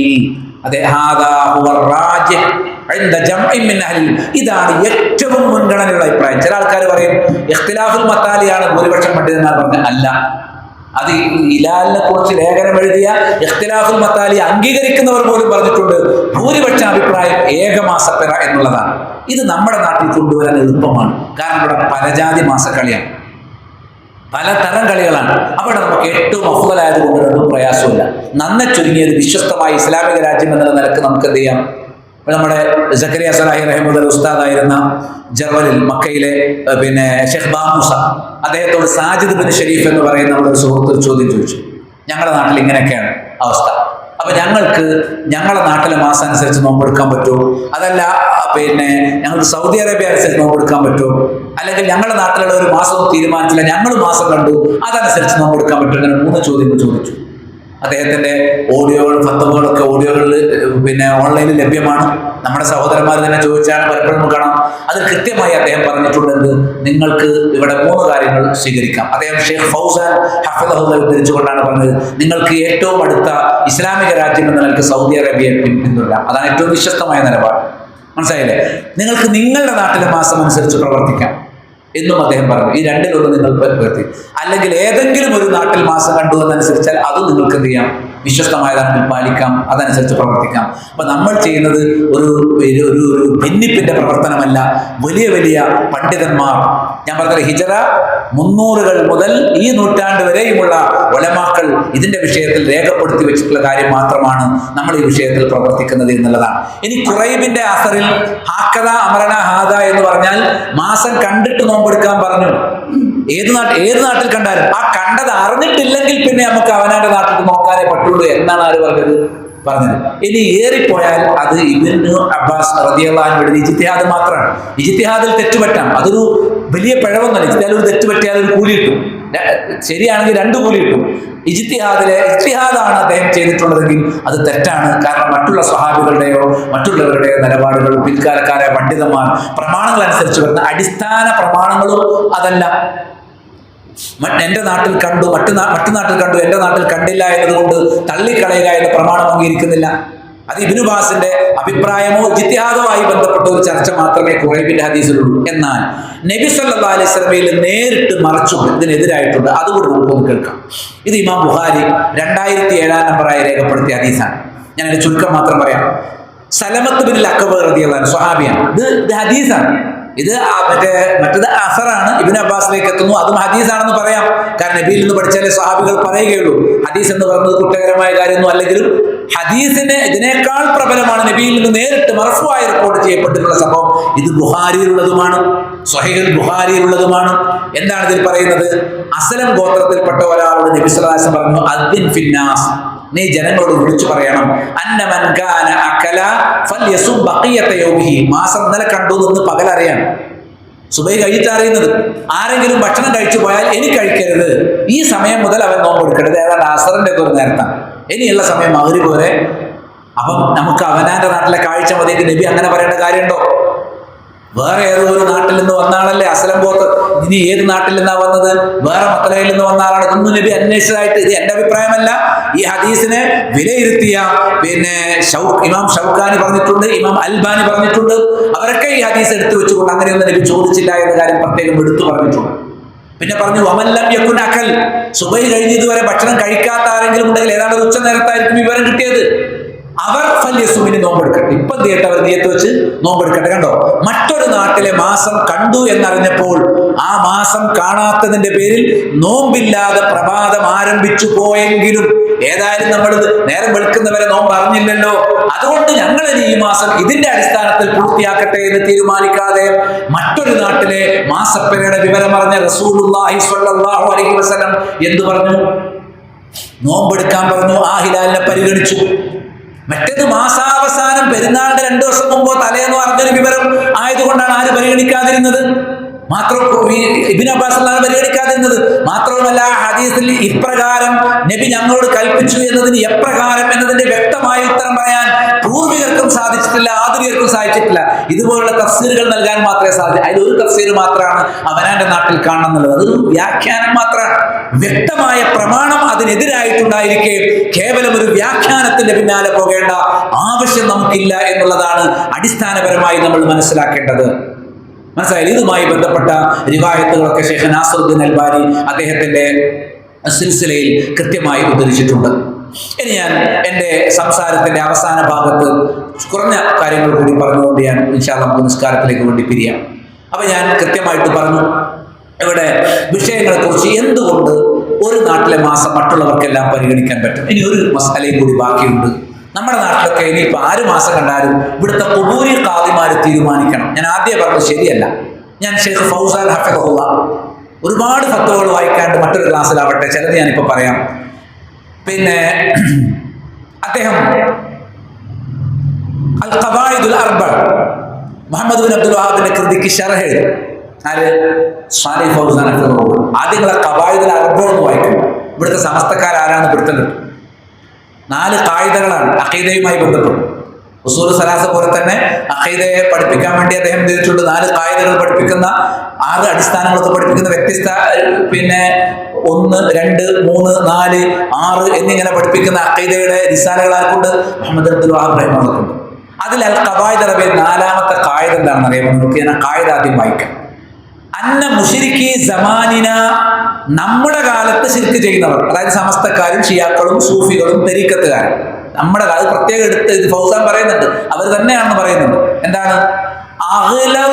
അന്ന മുശ്രിക്കി സമാനിന അഗ്ലദു ശിർകൻ മിനൽ അവ്വലീൻ, ആദ്യകാലത്തെ മുശ്രിക്കുകളെക്കാൾ കടുത്ത ശിർക്ക്, അബൂജഹലിന്റെ ശിർക്കിനേക്കാൾ കടുത്ത ശിർക്കാണ് സമസ്തക്കാരന്റെ ശിർക്ക്, ഷിയയുടെ ശിർക്ക്. എന്താ കാരണം? കേട്ടോ, അദ്ദേഹത്തിന്റെ കാരണം പറയുന്നുണ്ട്. ആദ്യകാലക്കാർ അവർ ക്ഷേമകാലത്താണ് ശിർക്ക് ചെയ്തത്. ക്ഷാമകാലത്ത്, പ്രയാസകാലത്ത് അവർ തൗഹീദ് സ്വീകരിച്ചു. അതായത് കപ്പലൊക്കെ മുങ്ങാൻ പോകുമ്പോൾ അള്ളാനെ മാത്രമേ വിളിക്കൂല, അത്തനെയും മനാത്തനെയും വിളിക്കൂല. നമ്മുടെ നാട്ടിൽ കപ്പൽ പോകുമ്പോൾ CM-നെ വിളിക്കാനാണ്. മരിക്കുമ്പോൾ ലായിലാ ഇല്ലല്ലാഹ് CM എന്ന് പറഞ്ഞ് മരിച്ചാൽ നേരെ സ്വർഗ്ഗത്ത് പോകുന്നതാണ് ഇവിടുത്തെ ശൈത്താന്മാർ പഠിപ്പിച്ചത് നമ്മുടെ നാട്ടിൽ. അതാണ് ആര് എഴുതിയത്? ഖായിദ, 4ാമത്തെ ഖായിദ. ഇനി ഇവർ അബൂജഹലിനെ പോലത്തെ മുശ്രിക്കാണോ ചോദിക്കേണ്ടതുണ്ടോ? അബൂജഹലിനേക്കാൾ കടുത്ത മുശ്രിക്ക്, എന്റെ വാക്കല്ല, മുഹമ്മദ് ബിൻ അബ്ദുൽ വഹാബ്, അന്ന മുശ്രിക്കി സമാനിന അഗ്ലദു ശിർകൻ മിനൽ അവ്വലീൻ, ആദ്യകാലത്തെ ശിർക്കിന്റെ ആളുകളെക്കാൾ കടുത്ത ശിർക്കിന്റെ ആളുകളാണ് ഇന്നത്തെ ആളുകൾ. ഖുബൂരികളെ കുറിച്ചാണ് അദ്ദേഹം എഴുതിയത്. വമുശ്രിക്കു സമാനിന ശിർകുഹും ദായിമൻ ഫി റഖാഇ വശിദ്ദ, ക്ഷേമകാലത്തും ക്ഷാമകാലത്തും ഒരുപോലെ ശിർക്കിലാണ്. സന്നിഗ്ധ ഘട്ടങ്ങളിലും ഔലിയാക്കന്മാരെ വിളിക്കുന്നവരാണ് നമ്മുടെ നാട്ടിലെ മുശ്രിക്കുകൾ. അബൂജഹലിനേക്കാൾ പിഴച്ച മുശ്രിക്ക്. ആ മുശ്രിക്കിനെ ദീനിന്റെ ഒരു കാര്യത്തിൽ അടിസ്ഥാനമാക്കാൻ പാടുണ്ടോ? അതിനൊക്കെ ചില ഒരൊറ്റ ഉദാഹരണം മാത്രം പറയാം. ഒരു മൗലവി, അങ്ങനെ നമുക്ക് ഖുബൂരി ഖാദിമാരെ പിൻപറ്റാം എന്നുള്ളതിന് മദീനയിൽ നിന്നൊരു മൗലവി ക്ലാസ് എടുത്തപ്പോൾ അദ്ദേഹം കൊണ്ടുവന്ന തെളിവ് എന്താണെന്നറിയാം? ബുഖാരി അടക്കം പല ഹദീസ് ഗ്രന്ഥങ്ങൾ ഉദ്ധരിച്ച ഒരു സംഭവമുണ്ട്, ഒരു ചരിത്ര സംഭവമുണ്ട്. അതായത് ഒരു മനുഷ്യൻ, ഒരുപാട് തെറ്റുകളൊക്കെ ചെയ്തു കൂട്ടിയ ഒരു മനുഷ്യൻ, അയാൾ മരണപ്പെട്ട സമയത്ത് അദ്ദേഹം വസിയത്ത് ചെയ്തു മക്കളോട്, എന്റെ മയ്യത്ത് നിങ്ങൾ എന്ത് ചെയ്യാൻ? കത്തിച്ചു കളയാം. മനസ്സിലായില്ല, റബ്ബനെ പേടിച്ചിട്ടാ. പരലോകത്തിലേക്ക് വിശ്വാസമുണ്ട്, കബർ ശിക്ഷയിലേക്ക് പേടിയുണ്ട്. അപ്പൊ അത് കത്തിച്ച് കളഞ്ഞിട്ട് നിങ്ങൾ എന്ത് ചെയ്യണമെന്ന് വെച്ചാൽ പൊടിയാക്കണം. കത്തിച്ച് എല്ലൊക്കെ പൊടിയാക്കി എന്നിട്ട് നിങ്ങൾ പകുതി കടലിൽ കൊണ്ടുപോയിട്ട് ഒഴുക്കണം, ബാക്കി നല്ല കൊടുങ്കാറ്റുള്ള സ്ഥലത്ത് കരയിൽ കൊണ്ടുപോയിട്ട് പറപ്പിക്കണം. എന്തിന്? ആലങ്ങൾ ബർസഖ് വരാതിരിക്കാൻ, കബർച്ച രക്ഷപ്പെടാൻ വേണ്ടി വസീത്. കുഫറാണ് അങ്ങനെ വിശ്വസിക്കുന്നതും അങ്ങനെ പുറത്തും കുഫറാണ്. എന്നിട്ട് അയാൾ കാഫറാണ് എന്ന് നബി പറഞ്ഞില്ല. നബി സ്വല്ലല്ലാഹു അലൈഹി വസല്ലം പറഞ്ഞത് അയാൾക്ക് അല്ലാഹു മാപ്പ് കൊടുത്തു. കാരണം അല്ലാഹ് അയാളെ ആ പൊടിയൊക്കെ യോജിപ്പിച്ച് കബറിലേക്ക് കൊണ്ടുവന്നിട്ട് വിചാരണ നടത്തുമല്ലോ. വിചാരണ സമയത്ത് മുൻഗണന കയറി കഴിഞ്ഞാൽ റബ്ബ് അയാളോട് ചോദിക്കുന്നുണ്ട്, നീ എന്തിനാണ് ഈ പണിയെടുത്തത്? റബ്ബെ, നിന്റെ ശിക്ഷയെ പേടിച്ചിട്ടാണ്. മനസ്സിലായില്ലേ? അപ്പൊ പറയാണത് കണ്ടോ, ഇത്രയും വലിയ കുഫർ വിശ്വസിച്ച ആളെ നബി അല്ലാഹു മാപ്പ് കൊടുത്തു. എന്നാൽ ശിർക്ക് ചെയ്യുന്നവർക്ക് അല്ലാഹു മാപ്പ് കൊടുക്കുമോ? ഖുർആൻ എന്താ പറഞ്ഞത്? ഇന്നല്ലാഹ ലാ യഗ്ഫിറു അൻ യുശ്റക ബിഹി, ശിർക്ക് ചെയ്തവർക്ക് അല്ലാഹു മാപ്പ് കൊടുക്കൂല. നമ്മുടെ നാട്ടിലെ സമസ്തക്കാരും മുസ്ലിയാക്കന്മാർ സാധാരണക്കാരാണെങ്കിൽ അവർ ശിർക്ക് ചെയ്യുന്നവരാണോ കാഫറാണോ അറിയാത്തവരാണോ ജഹലിന്റെ ഉദറൊക്കെ ചിലപ്പോൾ ഉണ്ടാവും. ഇവിടെ വാദപ്രതിവാദം നടത്തുന്ന മുസ്ലിയാക്കന്മാർക്ക് എന്ത് ഉദറാണ്? അവർക്ക് ഇനി എന്നാണ് അവർക്ക് ഇനി ഹുജ്ജത്ത് സ്ഥാപിക്കുക? ഇത്രമാത്രം തൗഹീദ് പഠിപ്പിക്കപ്പെട്ട ഒരു രാജ്യം, ഒരു നാട് ഇന്ത്യ രാജ്യത്ത് വേറുണ്ടോ? കേരളം പോലെ തൗഹീദ് കൃത്യമായിട്ട് ഖുബൂരികൾക്കിടയിലേക്ക് അവരുടെ സ്ഥിരകളിലും ധമനികളിലും തൗഹീദ് കയറാൻ തക്കവണ്ണമുള്ള തൗഹീദ് പ്രചാരം നടന്ന ഒരു നാടുണ്ടോ? ഹുജ്ജത്തെത്തിയില്ല എന്ന് പറയാൻ പറ്റും. ഉദുറുബി ജഹലിന്റെ കാരണം അയാൾക്ക് ഉദുറുബി ജഹലാണ് പണ്ഡിതന്മാർക്ക് പറഞ്ഞാർക്ക് നേരത്തെ അവർ ശരിക്കും കാണാം. ഈ ഫത്തുൽ ബാരിയിൽ ഇബ്നു ജസ്താനി പറഞ്ഞ അദ്ദേഹം മുവാഹിദാണ്. അദ്ദേഹത്തിന് തൗഹീദ് ഉള്ളത് കൊണ്ടാണ് അല്ലാഹു മാപ്പ് കൊടുത്തത്. തൗഹീദ് ഇല്ലാത്തവർക്ക് മാപ്പ് കൊടുക്കൂലാന്ന് ഖുർആന്റെ നസ്സാണ്. മാത്രമല്ല ആ ഹദീസിൽ തന്നെ നമുക്ക് വ്യക്തമാകും അദ്ദേഹം തൗഹീദുള്ള ആളാണ്. അദ്ദേഹത്തെ കുറിച്ച് പറയപ്പെട്ടത് എന്താണ്? തൗഹീദുള്ള ആളാണ് എന്ന് ഇബ്നു അബ്ദുൽ ബർ ഈ സംഭവം കൃത്യമായി എഴുതിയപ്പോൾ അദ്ദേഹം പറയാണ്. അബൂ ഹുറൈറ ഹദീസ് എന്താ കേട്ടോ? അബൂ ഹുറൈറ റിപ്പോർട്ട് ഹദീസിൽ ഇങ്ങനെയാണുള്ളത്, ഖാല റജുലുൻ ലം യഅമൽ ഖൈറൻ ഖത്തു ഇല്ല തൗഹീദ്. കണ്ടോ, തൗഹീദ് അല്ലാത്ത മറ്റൊരു അമലും ഇല്ലാത്ത ഒരു മനുഷ്യൻ. ഞങ്ങൾക്ക് തൗഹീദ് ഉണ്ട് എന്ന് വ്യക്തമാണ്. അപ്പൊ തൗഹീദുള്ള ഒരാൾക്ക് ഉദുറുബി ജഹൽ കിട്ടിയതാണ് ഇവിടുത്തെ ഖുബൂരി ഖാദിമാരെ, മക്കയിലെ മുശ്രിക്കിനേക്കാൾ കടുത്ത ശിർക്ക് പ്രചരിപ്പിക്കുന്ന ആളുകളെയാണ് നമ്മൾ പിൻപറ്റേണ്ടത്. ഈ മദീനയിലെ മദനി, ജാമിയ ഇസ്ലാമിയിൽ പഠിച്ച ഇന്ന് നമ്മുടെ നാട്ടിൽ ജീവിച്ചിട്ടുള്ള വലിയൊരു പണ്ഡിതനാണ് ഷെയ്ഖ് ഇബ്നു ബാസ് റഹിമഹുള്ളാഹുവിന്റെ ഒരു യുവാവായ ശിഷ്യനാണ് ഷെയ്ഖ് അബ്ദുൽ വാരിദ് ഷിറൂർ. അദ്ദേഹം മർക്കസ് നടത്തുന്നത്. അദ്ദേഹത്തോട് ചോദിച്ചപ്പോൾ അദ്ദേഹം പ്രാദേശികവാദം അനുസരിച്ച് മാസപ്പറ കഴിക്കുക എന്നുള്ള ഫിഖ്ഹി മസ്അല അംഗീകരിക്കുന്ന ഒരു പണ്ഡിതനാണ്. എന്നിട്ട് പോലും അദ്ദേഹം പറഞ്ഞു ഖുബൂരികളെ പിന്തുടരാൻ പാടില്ല. ഇവിടെ ഖുബൂരികളെ പിന്തുടരുക എന്നുള്ള തെറ്റൊന്നും. 2, അസ്ലിലേക്ക് മടങ്ങുന്നില്ല. മനസ്സിലായില്ലേ? പിന്നെ ഒരു സംഗതി കൂടി ഉദ്ധരിക്കാറുണ്ട്. സൗമ യൗമത്ത സൂമു, നിങ്ങൾ നോമ്പ് നിൽക്കുന്ന ദിവസം നിങ്ങൾ നോമ്പെടുക്കണം. നിങ്ങൾ പെരുന്നാൾ കഴിക്കുന്ന ദിവസം നിങ്ങൾ പെരുന്നാൾ കഴിക്കണം. അപ്പോൾ ഇവിടെ നാട്ടുകാരെല്ലാവരും പെരുന്നാൾ കഴിക്കുമ്പോൾ നിങ്ങൾ മാത്രം എന്താ തലേന്ന് കഴിക്കുന്നത് ചോദിക്കും ചില ആൾക്കാർ. അതിനും ഉത്തരമുണ്ട്. അത് അസ്ലിയായ ഹദീസ് അല്ല എന്നുള്ളതാണ് ഒന്നാമത്തെ കാരണം. മാത്രവുമല്ല, എന്താ വാചകം? നിങ്ങൾ നോമ്പെടുക്കുന്ന ദിവസം നോമ്പെടുക്കുക. അപ്പൊ ഒരു ചോദ്യം ഉണ്ടല്ലോ, ഈ നിങ്ങൾ നോമ്പെടുക്കുന്ന ദിവസം ഏതാ? അതാ നമ്മൾ ഇത്രയും നേരം പറഞ്ഞു. നിങ്ങൾ നോമ്പെടുക്കുന്ന ദിവസം മാസം കാണുന്ന ദിവസമാണ്. അപ്പൊ ഒരു കൂട്ടര് മാസം കണ്ടതിന്റെ അടിസ്ഥാനത്തിൽ നോമ്പെടുക്കുകയാണെങ്കിൽ അവരെ കൂടെ നിങ്ങൾ നോമ്പെടുക്കണം.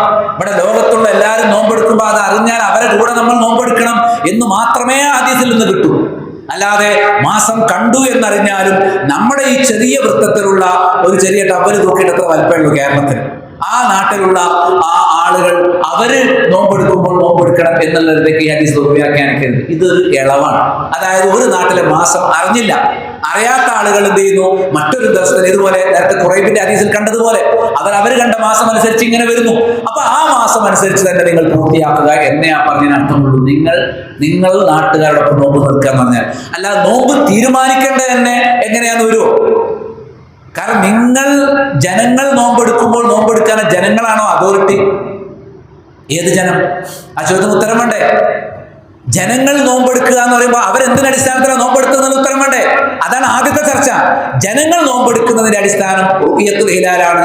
ഏത് നാട്ടിലെ റുഇയത്ത്? ഏത് നാട്ടിലെയും വിശ്വസ്തമായ റുഇയത്ത്.